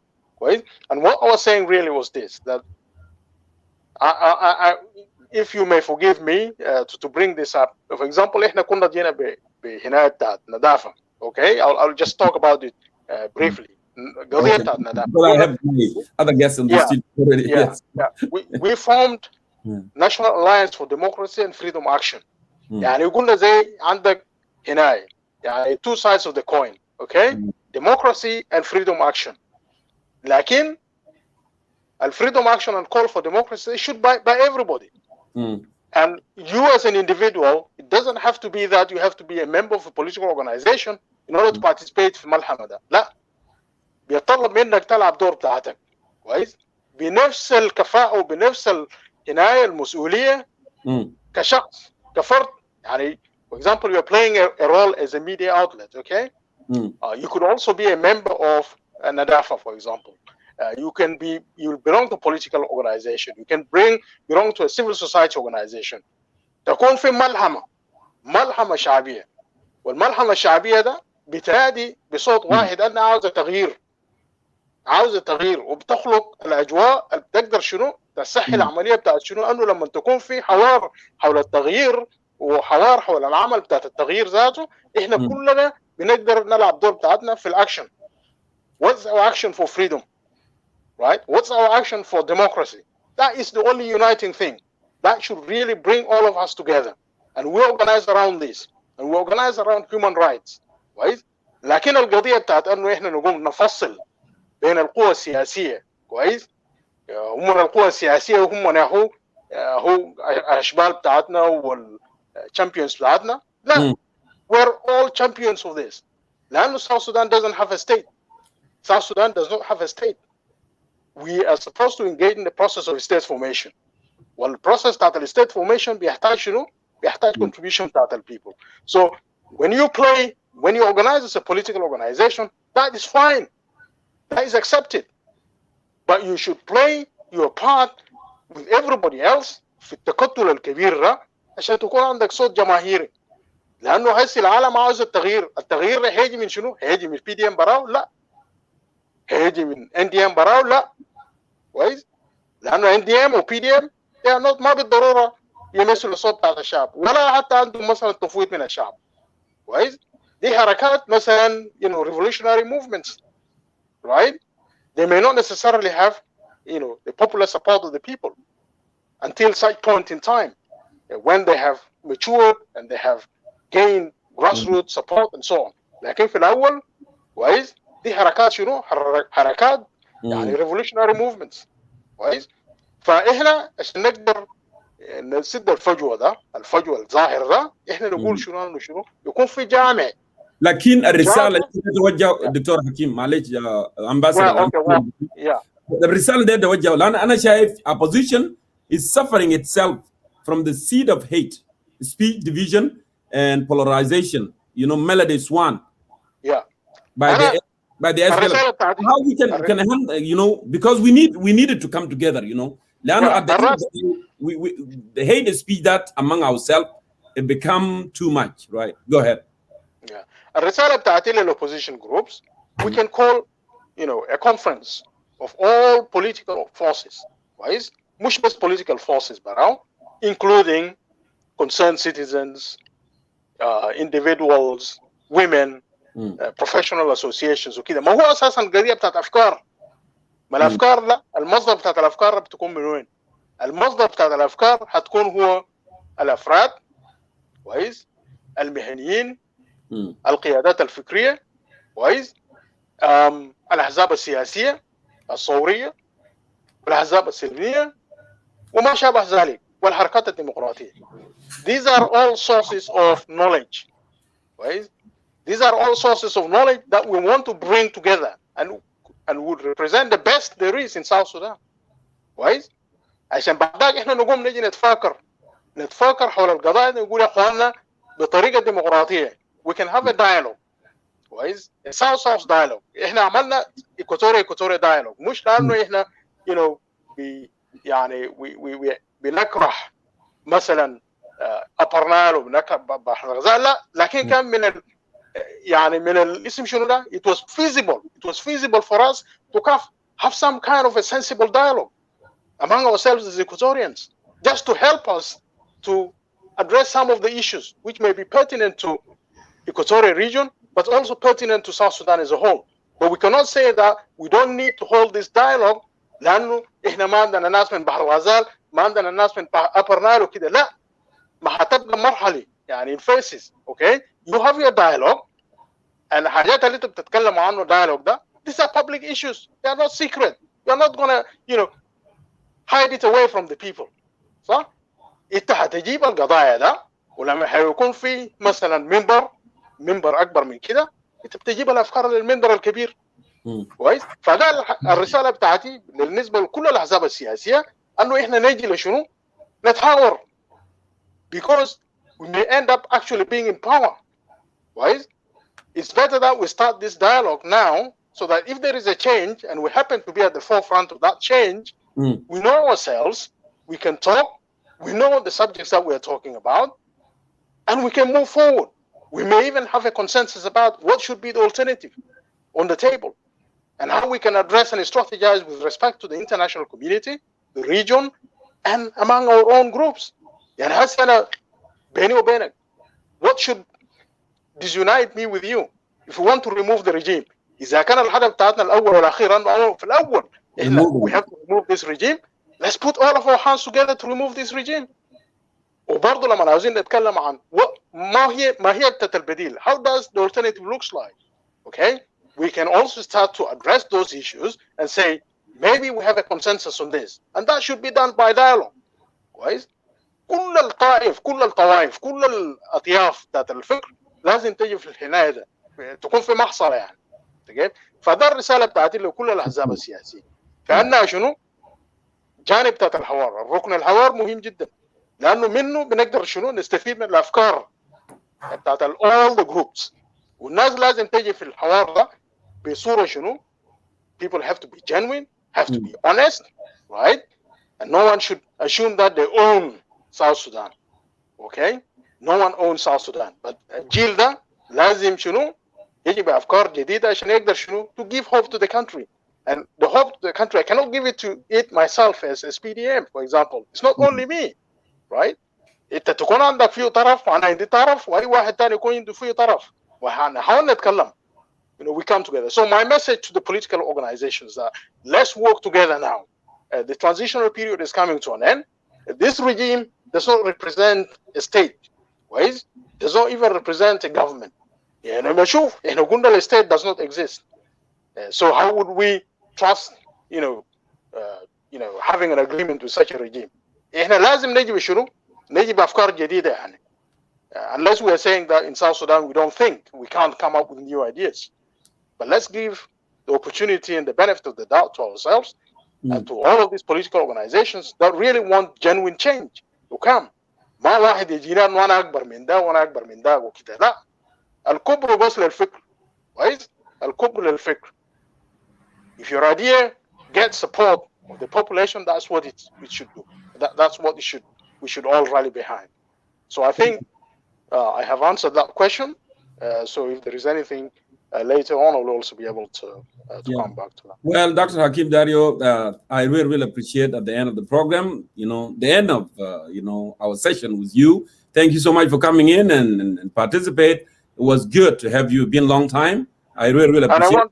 Welcome. Yeah. Huh? And I want to extend my hands. I want to extend my hands as well to those political organizations out there to really consider that we can have discussions and consultations about the way forward. Okay? بغض النظر عن الأوضاع السياسية الراهنة, but still we need to have really this discussion. And I hope that this will not be the end, but will be continuous consultations with the rest of the political forces to look at how best we can move forward together. Absolutely. Thank you. Thank you so much. And if there is any question, arise later, we may bring you back. Thank you so much, Dr. Hakim, for coming on and participating. I really appreciate you. Ambassador Emmanuel Ajawin, welcome to Concerned Citizen of South Sudan. My brother, it's been a long time. We haven't seen you, but I'm glad, delighted to see you here. I know that you got it in the Hognabitad vaccine, and it kind of give you a little bit dizziness, but I hope you are doing fine. Welcome to our forum, and leader of National Democratic Movement, as I said, Patriotic Front, and also Secretary General of the SOMA. I welcome you to our show. We are happy, as I said, to have you and discuss with you with the issues of concern to our country. Before I go ahead and start the discussion, I want you to have an opportunity, 1 or 2 minutes, to greet our viewers, and then we move on from here. Go ahead, Ambassador. No, thank you, Brother John Corey. It has been really a while and a long time indeed for me to come to your studio. It was actually situations that were beyond anyone's control. But nevertheless, I'm always happy and honored to be with you in the studio as your guest, and also to be able to speak to the audience, South Sudanese and non-South Sudanese who are actually interested in the political current affairs in our country. جنوب السودان ده بلدنا، ومهما كان الاختلافات، لو بقى اختلافات سياسية, we have to meet somewhere, because at the end of the day, there's no permanent enemy or permanent friend in politics. What is there in politics is a permanent interest. But nevertheless, it's important for us to dialogue, because if we are trying to overcome and surmount all the difficulties that we're facing in our country, it can only be resolved through a serious and constructive dialogue among ourselves. So I hope tonight in this humble show we'll be able to discuss issues that you'll be putting forth in a very constructive and a genuine way, and so that the audience and those back home could benefit from our discussion. Thank you. Thank you, Ambassador Emmanuel Ajawin, one more time for coming to our show and being part of Concerned Citizen of South Sudan. Of course, I asked this question, Brother Hakim Dario, and I hope you will be mixing it sometimes, Arabic, English, so our audience can be able, to understand actually what we are talking about. I asked this question of people of South Sudan have been scattered all over the world. And majority of our people, some of them are in Egypt. They have been facing racism and so many difficulties every day. I'm not going to go ahead and repeat that question, but I want you to to get your intake on this, the incident that happened last week. You are aware of it, the rape of the girls and the beating, and and kind of really it's not something that every human should go through it. I want your take on that before we start our main discussion. Go ahead. No, thank you, John Cole, for the question. The incident of the young man who was brave enough to defend his sisters, although he was young. It is a very sad and deplorable incident. But it is not an isolated incident. Yes. We, the people of South Sudan, our people have suffered under the Egyptian continuous abuse of our people. This is what we are seeing. The question that we are asking: how many more are happening in the dark, with behind the cameras, or without even footage being shown? It shows you the mentality of the current Egyptian people and their racist attitude towards the blacks in Egypt, and this to me is not by accident. It is most of the societies, and I'm not generalizing it, but of course the evidence that has shown is that a lot of the black people in Arab countries are suffering from the racial discrimination, and the Egyptians, it's not the first time for them to abuse the people of South Sudan or the people of the darker skin. Since the ancient time, the Egyptian pharaohs, they have been always having this mentality of slavery. The children of Israel spent almost, I don't know, I don't know how many 1,000 or 400 years in Egypt, under the tyranny of the Egyptian, and were mistreated until God sent Moses to deliver his people. And then remember the famous word that Moses told the Pharaoh, that God said, "Let my people go." So it took somebody like Moses to let the children of Israel from the bondage and the slavery and the abuse of the Egyptians and the whip of the Egyptian masters and pharaohs. Our people, of course, they are suffering enormously. But also the question that we need to ask ourselves, John, for tonight, is, regardless, we are not justifying any inhuman treatment of our people. But the question, and the ultimate question, that we, the people of South Sudan, need to ask ourselves: why is this happening to our people now? Because it would have been understandable if these incidences were happening at the time when the South Sudanese were fighting for the war of independence. This would have been understandable if South Sudan did not become independent. But now our country is an independent republic. We fought for almost over 200 years. By the way, South Sudan did not only fight in 1955. South Sudanese have been resisting the invasion of foreigners since 1821, since the creation of the modern Sudan by the Turks in 1821 and the last capitulation of the Funj Empire under the Bahdia Bushuluk VI. South Sudanese have been fighting the successive, foreign invaders, starting with the Turks, the Arabs, the British, and so forth. We've been fighting for over 200 years. What have we been fighting for? We've been fighting for just simple things. We've been fighting for human dignity, for us to be respected as a people. South Sudanese, we have never been aggressors. We have never attacked any country. We have never invaded anyone's land.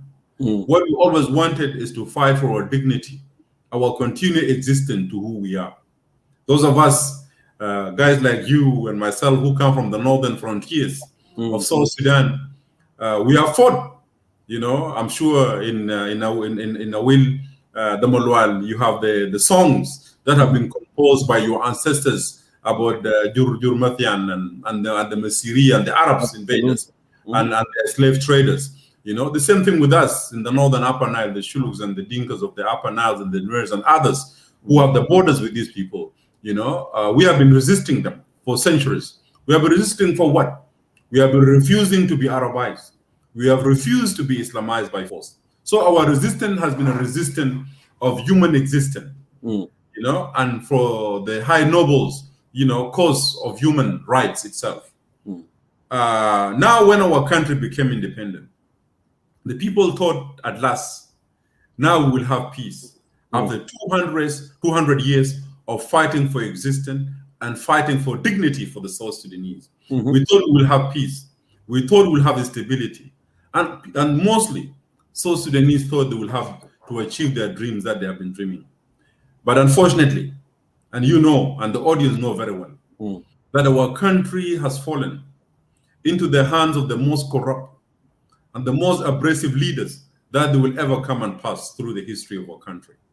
The leadership under Salva Kiir Mayardit and his comrades in the SPLM, be Dr. Riek Machar, be those men and women who disagreed on 15th of December 2013. They disagreed among the power, how to share power. They disagreed because of their own greed and personal interest. They disagreed because of the democratic process. I always say this, within the SPLM, ما اختلافاتهم كان ما اختلاف جوهري عن التحول الديمقراطي في جنوب السودان. وانا بقول الكلام ده كذا مره. انه زمن الحكومه الحركه الشعبيه السنتين اللي عشنا فيها كان هي حكومه استبداد، حكومه الظلم، اوكي، حكومه الدكتاتوريه، حكومه كان ضد الفكر الديمقراطي والتحول الديمقراطي في جنوب السودان.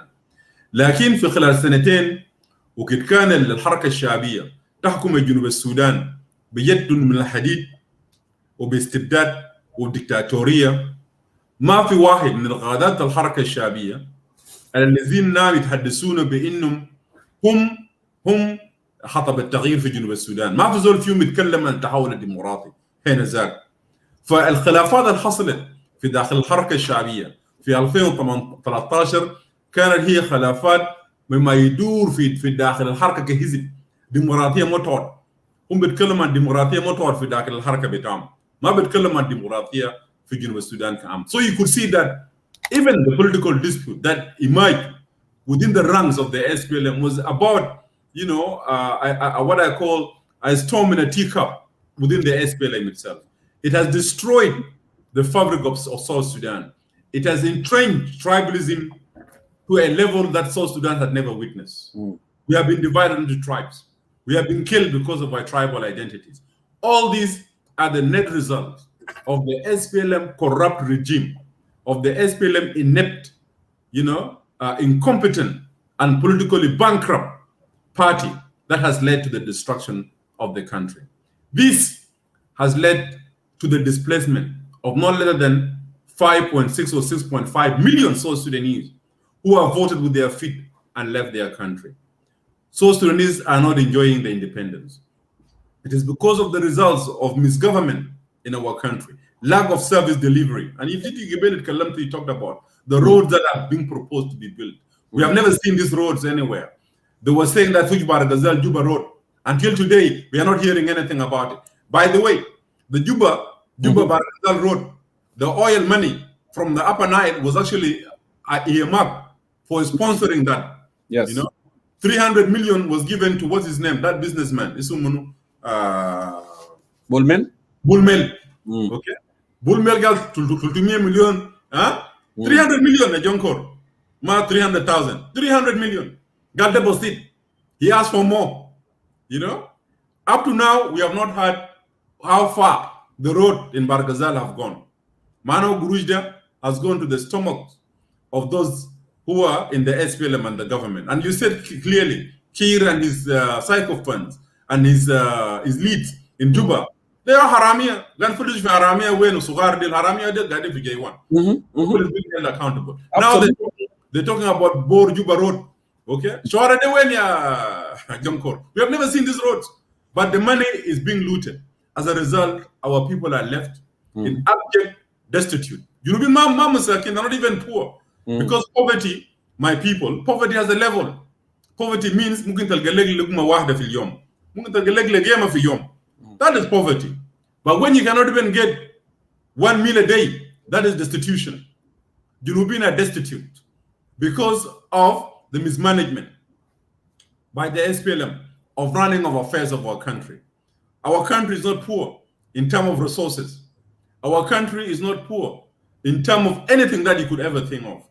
But our country has been made poor by the leaders who are poor mentally and who are bankrupt, have mental bankruptcy, and they have no ideas how to take this country forward. It is this irony that has led the families of South Sudanese to leave South Sudan, to go to Egypt, and to endure, this modern slavery, to endure these abuses that has been meted on them by the Egyptians. So the only way to stop the suffering, because this video, the Mahar video, it will not be the last video that will see miserable things as what happened. Yes. This was not the first time. قبل كده حصل وهيحصل وزي ما حصل امبارح وهيحصل الليله وهيحصل بكره تاني أسوأ. We will see. شفت حاجه ما هيجيب. The only time it will stop is when we have our home of our own, a place to call home where we belong, where you're not targeted for your tribe, where you're not targeted for your political affiliations. And that cannot happen under this dictatorial regime and these old dinosaurs who are ruling now in Juba, because they don't give a damn about this country. After all, how many years are left for them to live anyway? They don't care. They're very abrasive. But what we are saying it is the people who are watching tonight, the people of South Sudan, we are telling you, determine your own destiny. And leave alone these Uncle Toms, these house niggas, who are being given crumbs by Kir and coming to you, to your show and any other show, telling us that you guys in the West, you're the one bringing war and division. Is it us who brought war in 2013? Was it John Cor or myself or Edward or anybody who brought the war? No, we have nothing to do with it. The guys who brought the war now are the one in J1, dining and whining in J1. So if you want to question the people who have destroyed our country, they are there in J1. The only person who will not accept and will not agree that the dudes in J1, be it Kir, be it Riyak, are the one who have destroyed our country, these are the hypocrites. These are the sellout. And so students have to watch these people. Your enemy is not only the people who are destroying the country. لكن حتى المسلمين بقول بانه الاغاب بتاع الظالم مش بس الزول اللي كان الرئيس لكن حتى الساند الظالم بالغلم وبهبر هو ذاته ظالم. نعم. فحتى اللي بكتبوا هنا في الفيسبوك بشتموا الناس هم ذاته جزء لا يتجزأ من هذه الظلم والنظام الدكتاتوري المستبد في جوبا. This is my answer to your question, John Paul. So phenomenal, Ambassador Emmanuel Ajawin. Let me begin with the topic of our discussion tonight: peace negotiation between Soma and the government in Juba. Ambassador Emmanuel Ajawin, the talk started between you and the government and resulted into the sign of DOP, which is Declaration of Principle, on January 12, 2021. In the first round. And the second round, the talk apparently collapsed due to the fact that there was disagreement between you and the government on the definition of the conflict in the country, ethnopolitics, quote, I think, meaning the ongoing conflict in the country is ethnic and political in nature. And on the other issues, Soma also got divided into two. The government signed another DOP with Malongs and Pagan Soma in Nairobi on March 10th in 2021. Now, everything seemed to be, are they still from your side? In your capacity as the Secretary General of the Soma, do we expect any talk soon between you, Soma faction, and the government? Well, this is a very important question, John Kor, is a pertinent question. But I would like, for the sake of accuracy, let me correct some remarks that you have made, some interjection. First of all, what we have signed in 21st of January, it was not declaration of principles. It was a cessation of hostilities. It was a cessation of hostilities. The main objective of cessation of hostilities is to create a conducive environment, so that we could engage on a constructive talks. After the cessation of hostilities was signed, the next step for us to come up with a roadmap plan of how we could actually build up this roadmap, which will become, we adopt it, and then it will become, the basis for the substantive discussions that will take place in the near future. Now, we call it the Declaration of Principles. We engage in a constructive dialogue with the regime, especially the last round, on these issues of Declaration of Principles. I think it was around 11 points, but we disagreed on a couple of points. One among them, of course, is what you alluded to, the definition of the conflict in the country, whether it is an ethno-political or political ethno, whatever. The other issue we disagreed on was the issue of the constitutional making process. اختلفنا عن الكتاب عن الدستور الدائم. نحن في السوما كنا بنقول بانه الدستور الدائم لازم يعني الشعب يدل للشعب عشان يعمل استفتاء فيه، وبعد كده الشعب هو اللي بيقرر هل الدستور ده الدستور دايرينه ولا لا. حكومه رفض. So the government did not want the constitution to be put into a referendum for the people of South Sudan to vote on. The other issue that we disagreed on, it was also the issues of borders. We say that the external and the internal borders of South Sudan should be governed by the 1956 as a term of reference. And this is there in the constitution, the interim constitution of the Republic of South Sudan, 2011. It talks also about the internal borders of South Sudan and the internal and the external borders. Also, we disagreed on this. We also disagreed also on the issue of the security. We in Soma, we believe that South Sudan, as we speak, is just awash with militias. Everybody is having his own private army. And this is not conducive for building of a democratic, viable republic.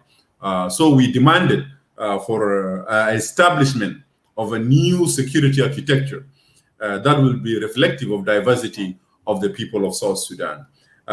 This is the point of the contention when the talks broke down. We reached an impasse, and the mediators told us that they will carry a shuttle diplomacy between Juba and us in Soma in trying to narrow the gap so that in the next round we will be able to make some progress on the Declaration of Principles. Because if there's no any progress on the Declaration of Principles, we cannot engage in any substantive talks, because any substantive talks must be guided by the Declaration of Principles. So the Declaration of Principles, you could look at it as a map. If you want to build a house, you must design how the house will look like, and then you start implementing, which is the second step of putting the blocks based on your plan. This is the Declaration of Principles. So without Declaration of Principles, we cannot start engaging in a substantive discussion. We are supposed to have resumed the talks on the 8th, but of course, unfortunately, the regime has started embarking on policy of political assassination of members of Soma. And many of you have read a couple of weeks ago, on the 22nd of April, General Abraham Wana, a senior member of SOMA, the chief of staff of SSNMC, who are actually part and parcel of SOMA, was assassinated, killed in cold blood, attacked in his house, stabbed, beaten, and he succumbed to his injuries later on in the hospital in Kampala, Uganda. So we protested. We said we cannot go to a peace talks while the government is embarking on assassination. We are not there for the sake of the peace talks. We are not in a hurry to go to Juba for positions. We want to bring change and a fundamental change in our country. So as a result, we protested this and we decided to disengage on the peace process. This is what happened, Jonkor. We anticipate that after we hear a full report, because we wrote a letter to the Ugandan government requesting them to investigate into this murder, cold-blooded murder and a political assassination, a cowardly act by the regime. We asked them to investigate, and we also want guarantees, that our supporters, opposition, will not be targeted, not only in Uganda, but in Kenya, in Sudan, and in the region as a whole. Because what is happening, the national security of our Cold Core and the military intelligence of the regime are having a free hand in the region where they could assassinate. This is not the first time. Before they have assassinated George Athor, if you remember, George Athor was assassinated in Kampala. Yes. You also remember that the military intelligence, they have also executed and killed Maulana Abdurrahman Sule and those of General Ilyas. You know very well that they also abducted Maulana Dong and Agri from Kenya, passed it through Uganda, and again they were assassinated. And so many assassinations that have taken place. It seems that the region is in collaboration with the military intelligence and the security of our Cold Core, or they are allowing these guys to do the dirty work they're doing. And this has to stop, because political assassination does not help. We have seen in the history of political assassination, we have seen those of Hamas, Hezbollah, and those of Mossad, and so forth. They have been engaged, even the PLO, they have engaged in a lot of political assassination. That has not resolved the Israeli-Arab conflict, because you can assassinate me, you can assassinate Jonkor, but you will never assassinate the political issues, because these are lively issues. They are the issues that deals with the concern of the people. It can only be resolved through a political means. Well, thank you so much, Mr. Ambassador Emmanuel Jawin. Now, moving on. Last week, the Troika, Canada, France, Germany, European Union, wrote a letter of concern addressed to the President, Vice President, and all Vice President at J1. The letter has urged the Presidency and all the signatories of the September 12, 2018 peace deal to expedite the process of implementation the deal by allowing humanitarian organizations to have access to civilians, reconstituting the national parliament, representation of the women in power, and implementing of transitional security reforms. Also, formation of hybrid court, carrying out disarmament in the rural areas where common violence and persistent development of the unified forces, among many others. Issues of concern. Do you think the concern expressed by the member of Troika in their letter to followed by the signatories, is it going to be followed? Well, Jonkor, they say in English that if a dog bites a human being, it doesn't make any headlines. But if a human being bites a dog, it will make a headline. This is not the first time for Troika to come up with such a statement. To me, these statements, they have been produced since 2015, and to be honest with you, they're becoming just repeating themselves, a repertory statements that does not really add anything new in terms of substance. The government of Juba and his partners in peace, the so-called peace agreement, they have shown the lack of political will, especially the government under Kiir. You could see since the agreement was signed, the first time it was signed, the international community wanted the government of Juba to put $100 million aside to show their goodwill in terms of the implementation of the agreement. Up to now, we have never heard about that money, put in place. They also talked in the agreement about the need to create what they call a unified force to be trained within the pre-transitional period. We have never seen it. Even today, almost 3 years after the agreement have signed, there's nothing that has come down. So it tells you that there's a lack of political will. So the members of Troika, they are very conscious of this, that in Juba, there's lack of political will. They know that the people of South Sudan are tired of the do, which is Dr. Riek and Salva Kiir Mayardit, and the people of South Sudan are calling for them to step down as the way forward. People are tired of their tyranny. The Troikas know this. So we would have expected the Troika to come up with a strong language, not just a diplomatic exercise. That is actually futile. They will not result in anything. We wanted them to say that enough is enough. The regime is not implementing the agreement, and the signs are there. You know, a lot of UN reports have alluded to it, the lack of implementation. All of us are witness to the lack of implementation of the agreement, the lack of the good political will from Salva Kiir and those in Juba. It is time for the international community to take an action if they're genuine, you know, to say enough is enough. We will take tough measures against this regime. This is what is needed by the people of South Sudan, but not these flowery diplomatic niceties and pleasantry that does not add anything substantive into the main issues and will not even alleviate the suffering of the people of South Sudan. So I'm not really optimistic about their letter. And even like I'm hearing now that Salva Kiir has just issued a decree where he has resolved the parliament, and he has also he has dissolved the parliament, he has dissolved the Council of the States. And then the question is, he's dissolving them 3 years after the agreement is almost coming to expiration. And now, what will this parliament do in the time frame that is left? So he has kept them in the cold for this long. Get back. So now in Ja'anin for Juba, you know, and people are celebrating. Well, like Junubin sometimes, it's a little bit asif. You know, what are they celebrating at? They were sworn in. What are they going to bring to South Sudan? What anything substantive are they going to add? No, they're actually going to be a liability, because this parliament will be consisting of 550 MPs. 550 MPs, they had a Giblom Rujman win.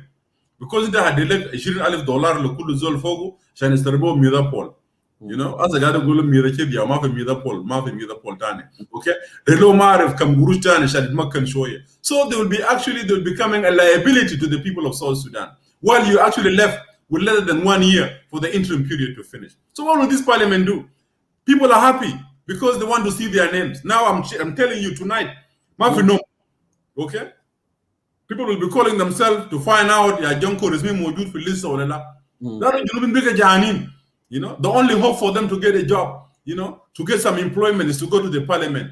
Parliament, they will add nothing into the timetable. You cannot appoint a parliament at the end of interim period. This parliament should have been appointed at the beginning, so that they want the overseer, you know, of how the agreement has been implemented. But Kiir is picking and choosing what to implement, what provisions to implement in the agreement. And he has actually killed the agreement. Riek now, and Dr. Kim has alluded to it, Riek now does not even talk. They were talking about reforms. Where are the reforms that I was talking about? There are no reforms. He's there, sitting in there. He's becoming just, you know, waiting. He'll be given television, يقابل معرف فلان يمشي الافطار بتاع رمضان وكده. You know, this is what is being left to them to implement. There's nothing. So we are saying, as the people of South Sudan, Junubin should not be fooled by what is going on in Juba. We need to stand on our ground and continue the struggle for a new political dispensation in our country until these incompetent elites are actually out of power, be it forceful means or other means. There will be no really a conducive agreement or conducive peace in our country. There will be no permanent peace in South Sudan. Thank you, Emmanuel Ajawin. Now, this question that I'm going to ask you, actually partially you answered some question on it. The transition period stipulated in the revitalized agreement as 3 years is over. Okay, I think I did that. I don't need to go over that question with you one more time. Okay, Mr. Ambassador, there are political grouping in the government. This is reflect in form of SPLM-IO, General Taban Dengai group. There are rumors, you know, allegation that he's going to be removed, General Taban Dengai, to be removed from his position by the SPLM-IG. And the Islamist group led by Tut Galwak, they are struggling to either maintain the power, to get it. In your opinion, what would be the end of the political drama? And what is the future of democracy, actually, in our country? Yeah, I mean, it's very interesting, the chess game of power in South Sudan. Junub, bigger as Turkey are the one playing the chess of power in South Sudan. It's very unfortunate for South Sudan. But nevertheless, I think the issue of Taban, Salva Kiir has become a tactician and a strategist. He knows how to use people. And then when he's done with you, I don't want to borrow the use of General Boy when he joined Malong and he said that they were used like whatever. But I think he uses people like the chewing gum, he chews you, and then after a while he throws it to the dustbin. So Tabandeng was used for a time when Kiir wanted to make his move in 2016 against Dr. Riek Machar. After he made his move, he brought Tabandeng, dressed him, and made him a good mannequin, dressed nice, and he's taken over the IO, and this is the guy I need to work with, This was a way to tell the international community that our RSS did not collapse with Riek running to Congo. We have another IO here member. Now, his usefulness is done. He has outlived his usefulness. So I will not be surprised if Kiir will decide to remove him. But what we know, for example, the conflict between Tabandeng and Kiir, it has to do with, I think, Taban revelation and Taban kind of secret collaboration with the international community regarding the human rights abuses and what took place in 2016. Yes. And according to the report, it seems that Taban has spilled the beans, and he said, I had nothing to do with it. The only person that could be responsible of this crisis and human rights violations in 2016 and the J1 dog fight is Moindit Kaneh and J1. So this seems to be the issue that Taban has lost the trust of Kiir, and I will not be surprised if he removes Taban. As to those of Turkey and the Mu'tamar al-Watani and their affiliates, of course, they could play their own games in terms of getting support from the Sudan and so forth. But this group of opportunists, they're never revolutionaries. They always know their limits. Their permanent interest is to self-dictate and please him. For Turkey هيواصل بكسر التلج للرئيس. وعارف جدا بان البغاء بتاعه هي بس بانه هو يكسر التلج للرئيس. لان لو برا من كسر التلج ده هيكون له صعب جدا بانه يعيش. منغر هيكون له صعب جدا.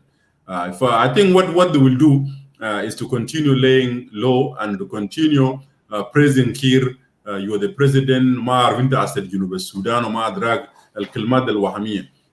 So they will continue supporting. I don't envisage those of Turkey taking a decisive step in terms of the military action against the regime in Juba. They will prefer to be part and parcel of the regime, حتى لو انبطعوا هينبطعوا, so that they will continue getting the crumbs from the table of Kiir.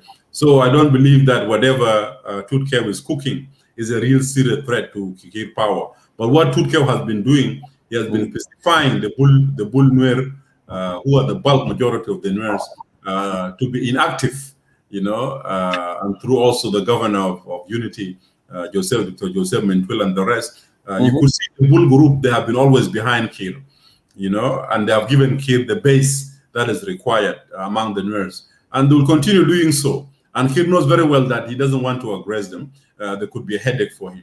So he will continue, giving the hand out for them. And they will continue also, he will continue buying their loyalty. And these guys also will continue receiving dollars from Kiir. So even this talk of Tabandeng and Turkey, it's just a storm in a teacup. I don't give it a political seriousness that anything will happen. Thank you, Mr. Ambassador. Now, I asked this question to Dr. Hakim Dario. And this question, everyone who is in opposition need to have a concern on it, including myself. The opposition is suffering from the seed of hate speech, division and polarization, melody swan by the SPLM, NCP, government. How will change this way, in your opinion? Because this is go ahead. No, I don't agree that opposition is suffering from hate speech. That is not true. What is happening in the opposition is that they are a group within ourselves. They call themselves opposition. But these are just reactionist bourgeoisie, tabur al-khamis, mundasin. They have no really clear vision of how to bring change. Jesus said that good fruits or good trees can be judged by its fruit. It's not everybody that will say I am opposition. It's really true opposition.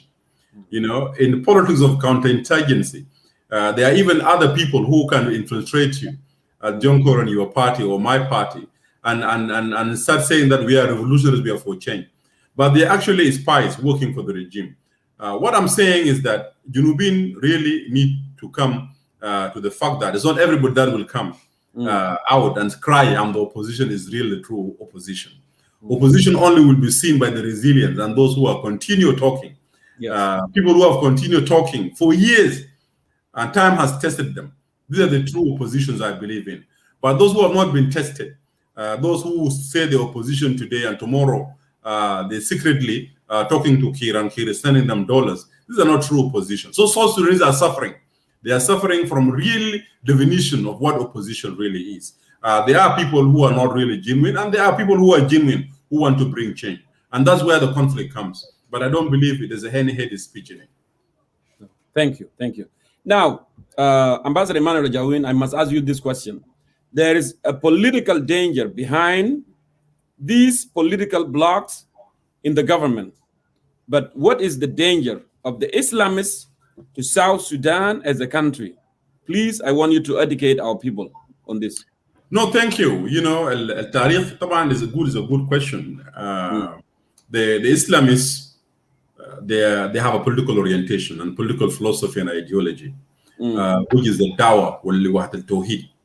ده الدعوات وده الشعارات بتاع الأخوان المسلمين, so especially the NCP.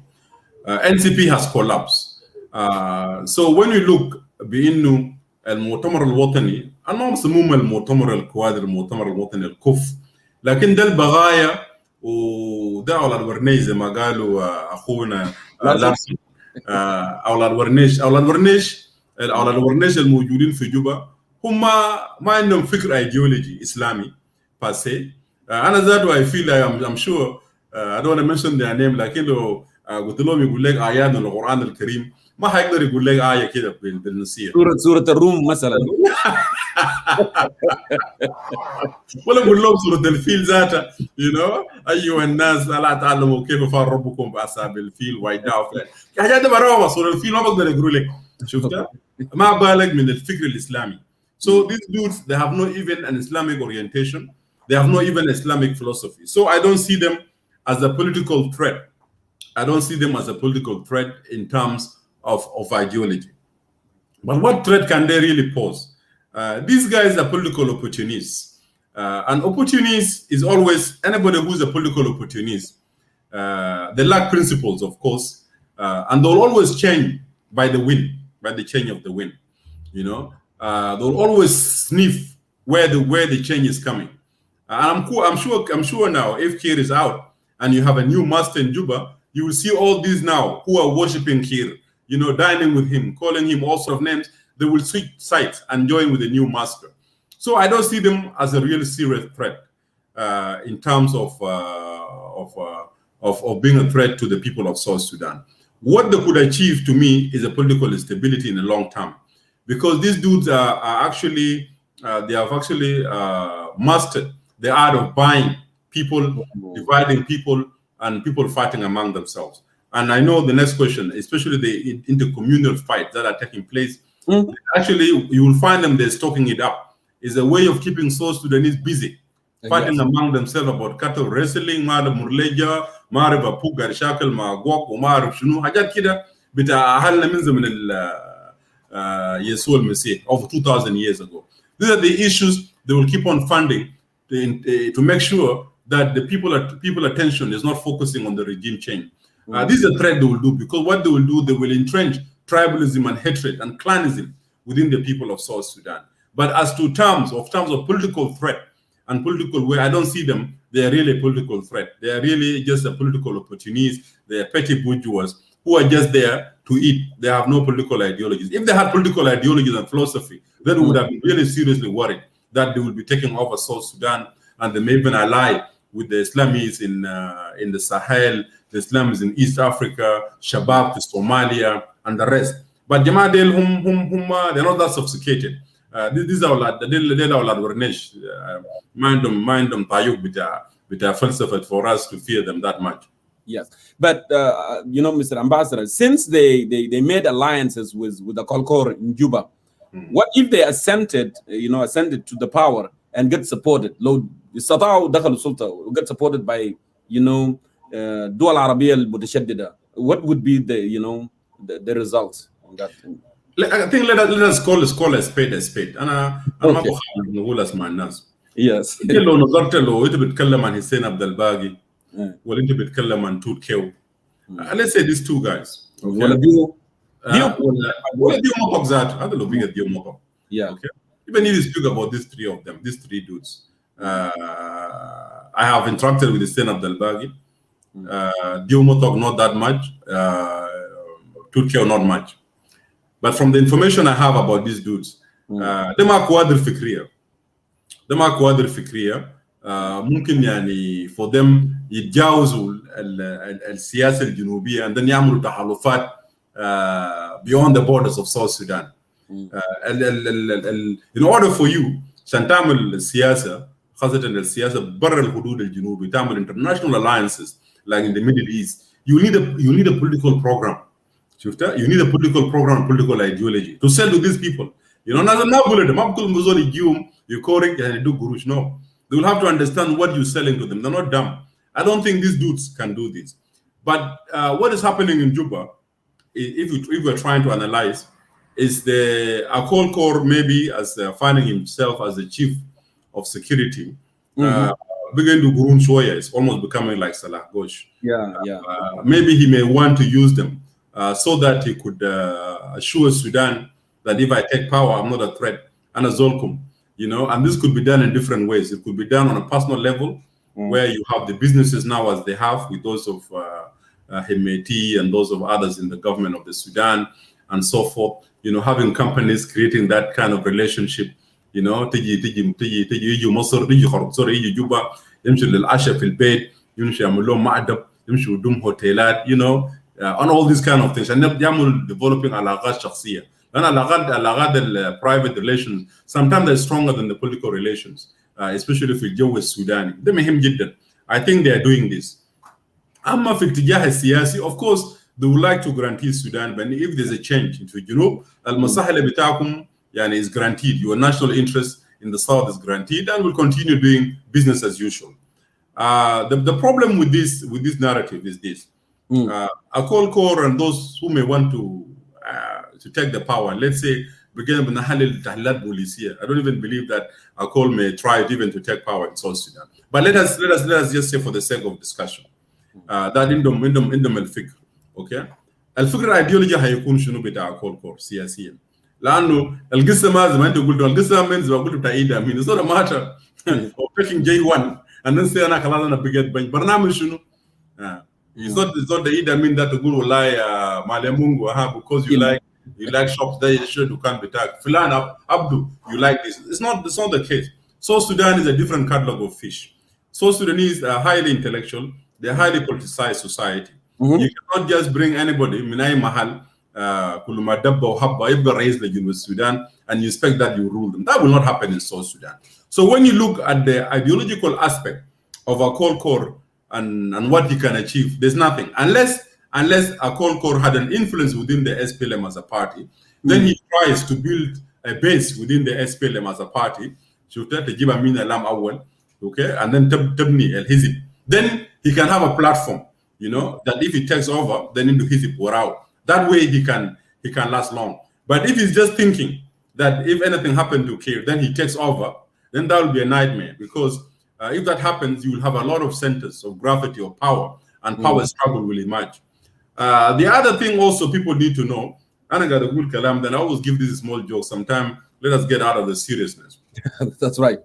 God was sitting in his majesty and sitting on his throne and he told the angels you come I'm having some visitors who will be visiting me and قالوا دخل أول خواجة الله طوالي من الكرسي بتاعه مشى جاب ومشى الباب قال له فضل يا أخوي ولدي الخواجة أنت أخبارك وشنو فضل قاعد تهد قال لا هاي دير شنو أنا أعمل لك شنو what can I do for you فخواجة قال له والله يا الله and I want to be the most cleverest person you know to be the most whatever الله قال له ما في مشكلة ولدي you have it أمشي بعد شوية كده الهندي جاب الله طوال مش له من باب قابل ورحب به وإنت دير شنو قال له والله أنا I like business I want to be the best in business وكده قال له ها قال قام جاول إفريقي an African guy came الله مش قابل من الباب قال له يا أخويا ها ولدي دير شنو قال له والله يا الله أنا جيت بس أنا I just escorted the white and the Indian قال له أنت ما عندك برنامج قال له ما عندي برنامج قال له المشكلة أنت أصلا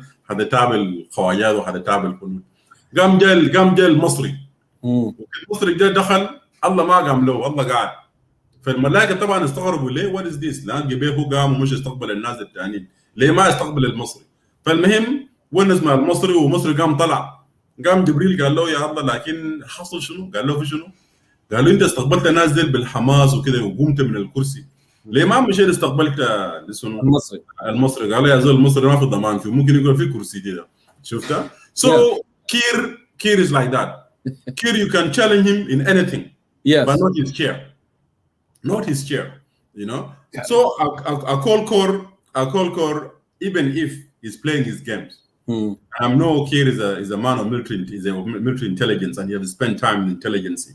You will not turn a blind eye. Okay? If you realize that a call called Gurunu Gam with the Rebgo Tor, and you know very well as Nilotic, Mafi Toren Mugot fi Lwagwai. Mafi Toren Mugot fi Lwagwai. So, lo big area binu a call called Sununu bigger shop or Gurunu Gam. Okay? Kiir will trim him. You know, this is not a first time. Many of the chief of intelligence, unless you're a dumb president, you always don't allow them to stay more than 4 years because intelligence is a very strong agency. And if it's left unchecked, they could actually become powerful and become a threat to your base and to your presidency. Salah Ghosh tried it with Bashir. He did. When Salah Ghosh, Gurunu Gam, Muammar Jaz al-Amni even became independent. Now a call core is coping cut, you know, where the national security in Juba is having tanks, is having Mark, PKM, is having army, and bigger jesh for the okay? The same thing, Salah Ghosh did it. But Bashir realized when Salah Ghosh what did he do? Musa Salah Ghosh jadaw fi sijin, okay? Ushalu buyutu almost can't get rid of Salah Ghosh. Yes. And that's the mistake I'm sure now he's regretting in prison. Like those of Nafe and the rest were telling him, execute Salah Ghosh. زول اضربه طلقه لانه بكره ده هيشيلك برا بشير hesitated ده شعله فعلا ايوه بشير hesitated قال لا يا جماعه انتوا عملوا له كفايه يعني كسرتوا الاجنحه بتاعه وبشتمتوا الراجل خلوه كده بقى مسكين يعني خلوه تاب قام he made the mistake to bring back Salah Ghosh خطاه في الجهاز and that was his end okay the same thing with a call core I don't think a call core he will be dumb enough to start making moves against Kiir because if he does Kiir mind Galambas he has the pen to dismiss him, and you know he can checkmate him. So I don't think Akol will be in a position now to try to make a coup. Akol has not even built himself yet. By being a chief of security alone, Maki fire to make a coup. To make a coup that is successful, you will need the support of the army. You will need also mostly the support of the party itself, and you also need the support of the international community and your neighbors. You know, I don't think African Union will be interested, neither Troika, neither neighboring countries, that there will be a coup in South Sudan that they could support. So I don't believe, you know, that it's just a political consumption to keep us busy. But I don't think a Cold War will really pose a serious threat at this time. A Cold War has not yet reached the political maturity to pose a threat to Salva Kiir, and Kiir knows it very well. Kiir is not dumb. If a Cold War becomes a really serious threat to Kiir, Kiir will remove him tomorrow. Well, Emmanuel Ajawin, thank you so much. It's good joke, make people understand what's going on. Now, I have the big and the last question of today. We are all aware the crisis في بلدنا في كل مكان ما في مكان ما في crisis. And now the question that we are asking, what is the way forward from the current political fiasco in the country? I want you to take time. Okay.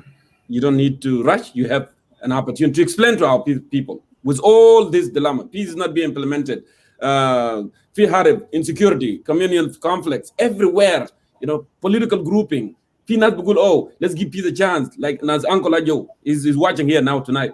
They are saying that the only way is peace, and peace is dying. Peace has died long time ago. So what is the way forward, Ambassador Emmanuel Ajawi? No, I think this question is important, Junko. But the question also we need to ask, why the war?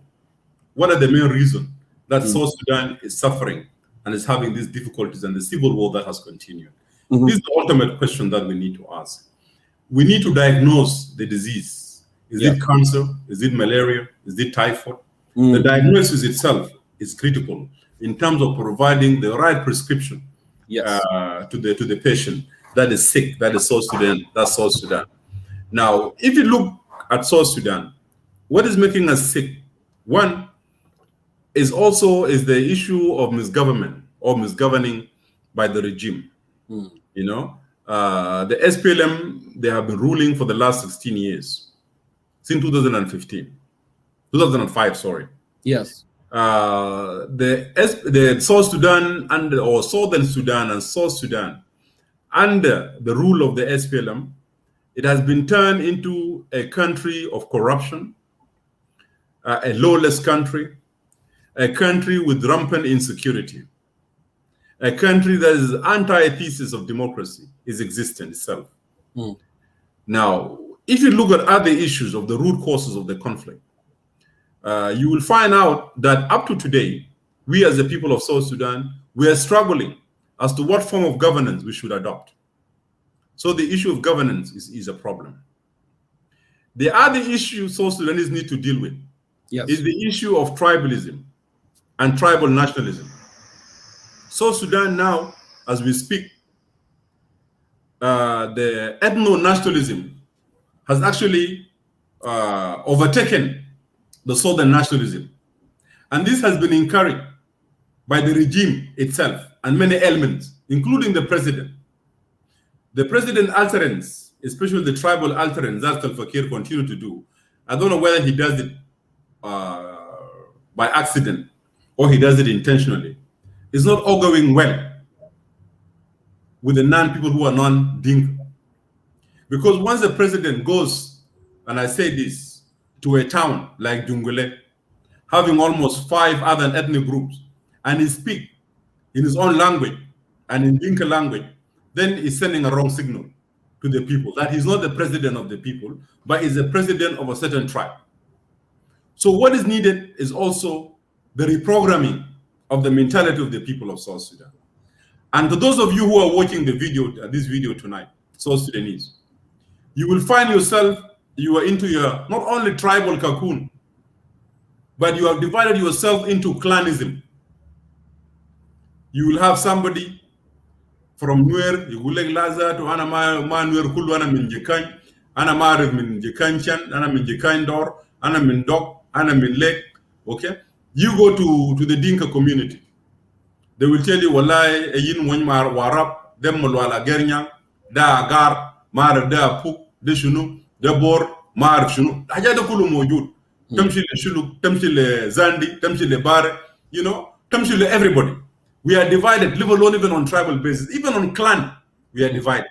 Now, if you look at South Sudanese, and I'm picking on this because it's very important. Yes. If you look at South Sudanese today and look at the student associations, whether it is in Kenya or it is in Egypt or anywhere, you look at it, Jonkor. تلقاهم الروابط الطلابية دي كلها على أسس إثنية. على اسس اثنيه، وكمان تلقى فوق في داخله على اسس what we call clanism العشيره.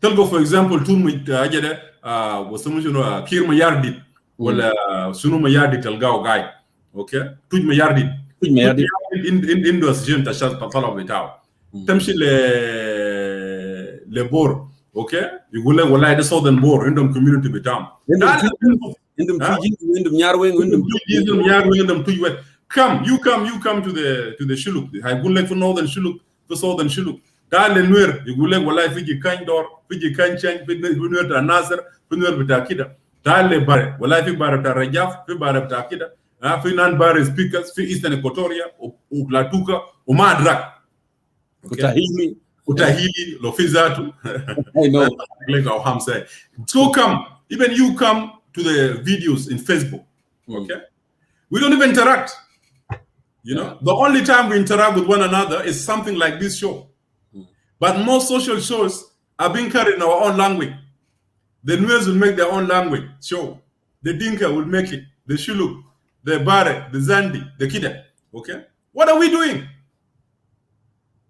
Through these shows unconsciously, we are continuing developing and entrenching tribal nationalism. Okay? And what we are doing also, we are enlarging the gap among ourselves. We are enlarging the gaps among ourselves. You know? How many of you have been today? I challenge you, even those who are watching today. Kede gulom bi innu shuluk del متكونين من كم كلان وما عرفوا. كده قولوا زاروا ايمانويل ده for example ايمانويل قدامكم ده كده اسال زول تاني غير شلكاوي قول له ايمانويل جامعته غريه بتاعه وين؟ They will not even know. Okay? And vice versa. Okay? Because we have no time. We are not interested in others. We keep to ourselves. You see? Marriages are the same thing. بتبلدكم لو جاب زول هنقولوا هو زول وين؟ ودنكاوي لا ما ديرو. Okay? خلاص قلنا زول ده شلكاوي شلوك وين؟ Okay? So we are dividing ourselves into a small clan. That is not right. ولا بطوارة ولا وين؟ بطوارة دي مسباني You good, you know it. So okay? So what you're doing, you actually dividing yourself into clanism, and that is actually the antithesis of a nation state. Because a nation state means we all come together, regardless of our tribal affiliations. The creation of Khawajat, we have no choice.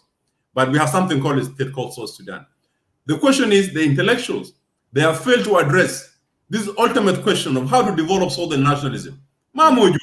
Okay? For this is also another issue. You come to the issue of constitutional making process in our country. Up to today, we don't have a constitution. We have only an interim constitution. Our country has been run almost for 10 years on an interim constitution, on an interim basis. So there's not even a social contract. There's not even a social contract that will govern the relationship between the people of South Sudan and their government. Now, if there's no such a contract between us, how do you call ourselves a state or even a nation in that case? Now, you come to the issue of the national army and the national security.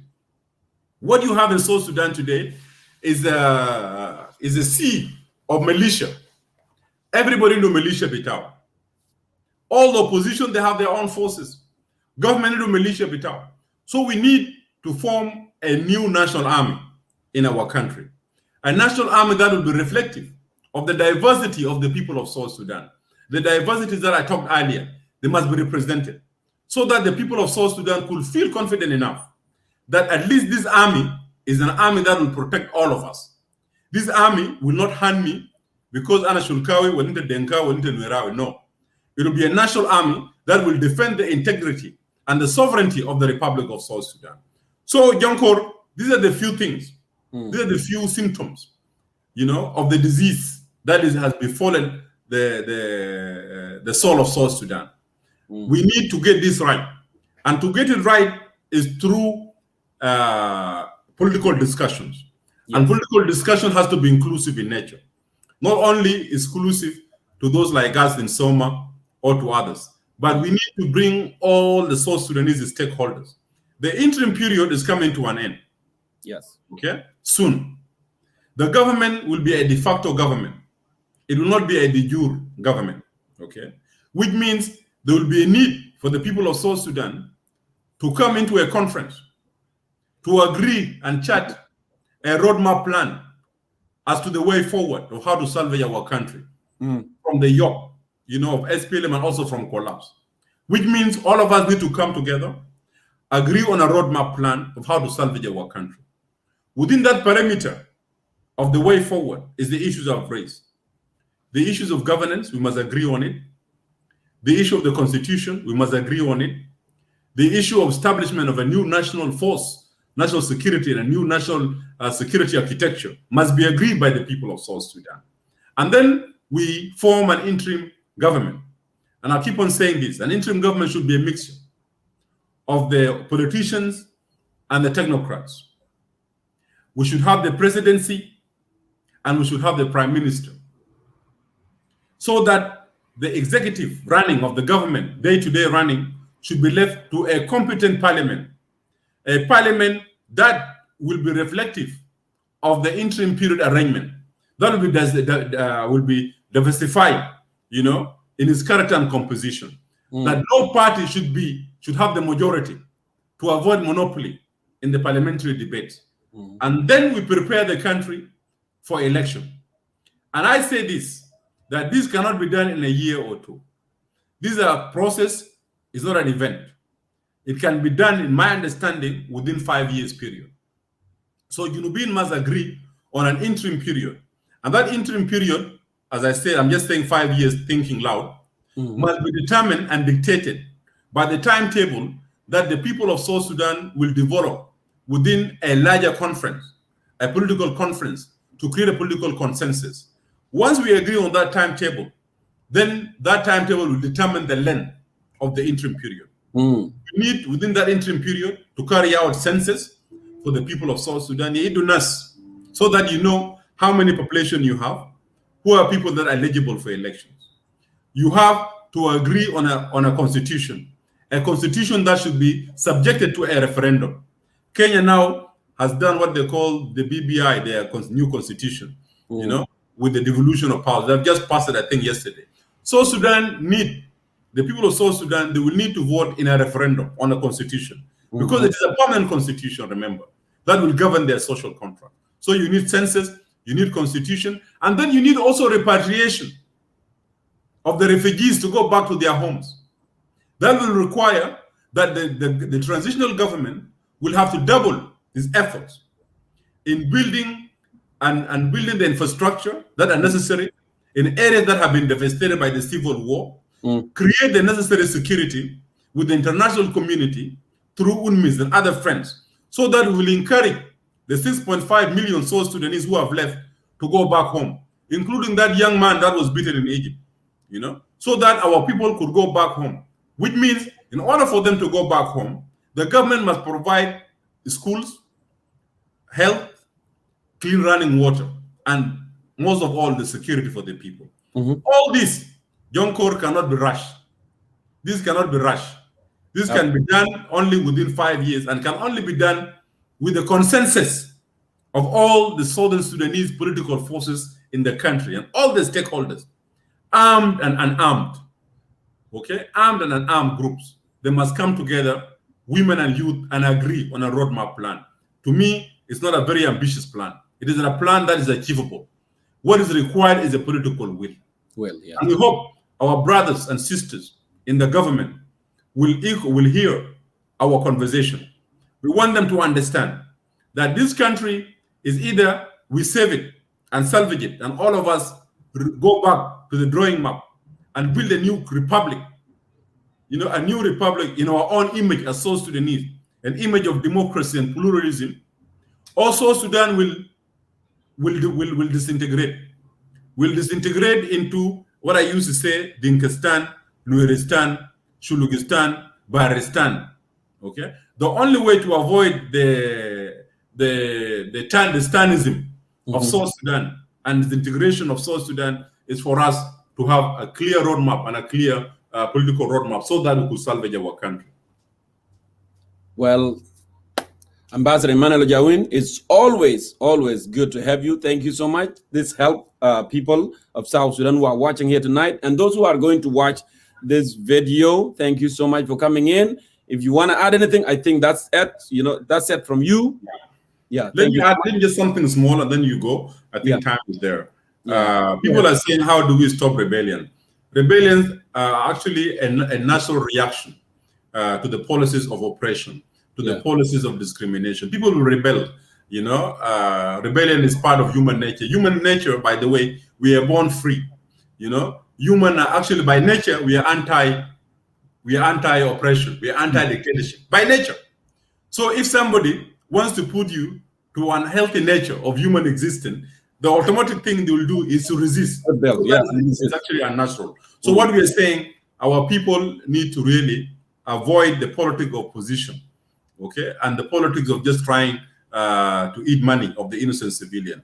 And I say this, regardless of what parliament is reconstituted, this will not resolve the issues that I've raised. This will not address the root cause of the conflict. The only way to do this is for all of us to accept that we need to sit down and chat the way forward. But with that, thank you, John Kor, and we hope we'll continue with the struggle as we have started before, long time ago, many years, my friend. And I hope we'll continue struggling until our country, there's no more war, there's no more civil unrest. And we will not keep quiet, as I always say. We'll only keep quiet when there are no wrongs.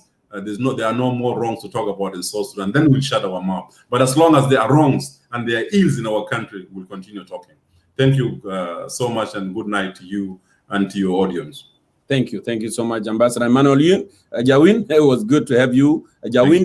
And I hope you will do good with the first. Yeah. I think today is whining, is getting off the system. So I hope it'll be good today. Yeah, that's what it does. The first, dose, it can get you a headache a little bit, but you will be normal. So thank you so much, dear brother, for coming in. And it's good to see you one more time. We'll continue, inshallah. Thank you. Good night. All right. With that, thank you, Ambassador Emmanuel Jawin. I will give an opportunity for a few people to come here, and then I will go about other activities that I wanted to do with my little one. So thank you so much, one more time for being part of Concerned Citizen of South Sudan. Let me go ahead and post the link, and those who wanted to add, a little bit here, a little bit there, before we call a day. Let me go ahead and post the link for you. Okay. And I think that would be okay for that. Let me go ahead and do this. And if we don't have more, and then we will call a day. But I'm sure somebody wanted to say something, somebody will have courage to say something tonight from this very fruitful discussion that we had. So I went ahead and post that link. While I post that link, let me go ahead and do a little bit of break. How about that? I'll continue with this dynamic here. And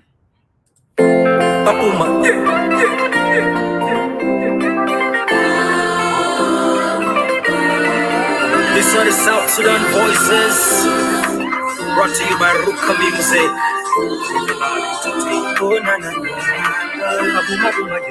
Mashaki gati fidunya de anagi kore selile rapuna aula tena kulumendo baba Wabana tena waduru mama abuto mon utu chalo mon fikaba ulio Mongi korele le asan kankali abuta mongirita wokyalde satuma into mama wele papa kyalde palato sambala panate maendi sabi biyalde.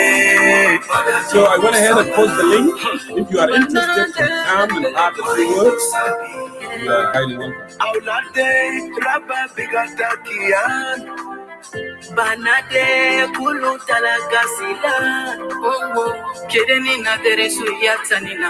Makili matarabuna. Ashan yalde satumenu baba. In Zamatangani takes a village to raise a child. Kanita ainu iyalal bilanga sambale with the advice. Las bishaja for the iyal gali, it's daras. We all there, Mondaru salam. Abuto mon mutu jado mon figamba. Uluyo mon gikorele. Mika wijin, Mika wijan. Mere chemurantur, mere kankojoben. Yate badato sambala. Banade waendi sabi.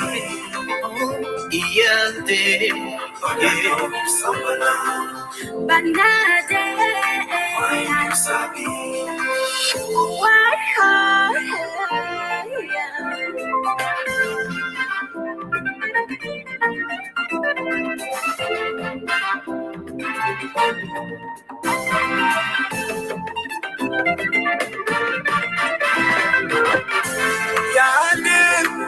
Yade, I know that to woman menu ekterambu. Abuza tu menekterambu. Mama ze mama, mama ze mama. Lati kele na sekiru le talin tabe.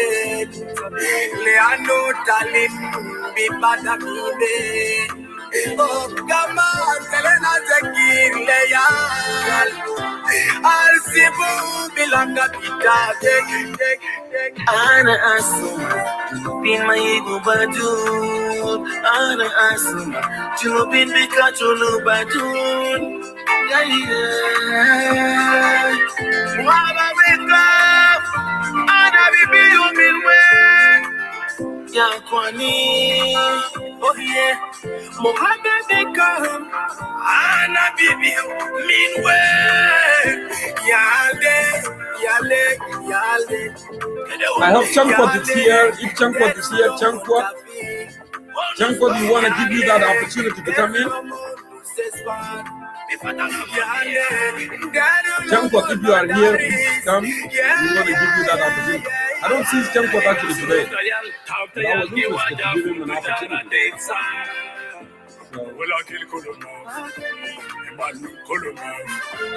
Madaris Koloma.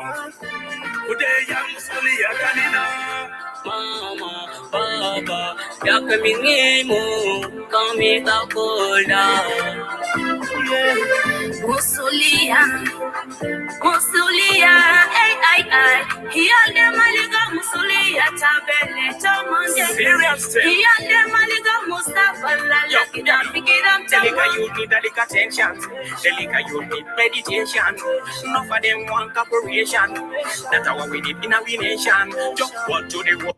All right. It seemed like I don't see people wanted to come and participate today. Saban, I would like to thank my guest, Dr. Hakim Dario, the chairman or the leader of PDM, and also Ambassador Emmanuel Ajawin, the leader of NDM, for their participation tonight. It was very fruitful discussion here in this humble, concerned citizen of South Sudan. I hope you guys, get out with something here we have been discussing tonight. Del matlub innu fil balad. We need to have that consensus. We need to come together as the people of South Sudan to drive this brutal regime to the sea, even though we don't have sea there in South Sudan. We have River Nile, of course. If people of South Sudan really need to live with decency and restore their dignity back. Until then, we will see you next week. Thank you so much for being part of Concern of South Sudan. Bye-bye for now. Thank you. World of peace, everyone work together for peace. We need to live together with peace. Rastaman speak to the world about peace. Y'all set to mind, Papa. Y'all set to mind, Mama. Uto mutu jado monfikapa. Kuliyo, come on, be correct.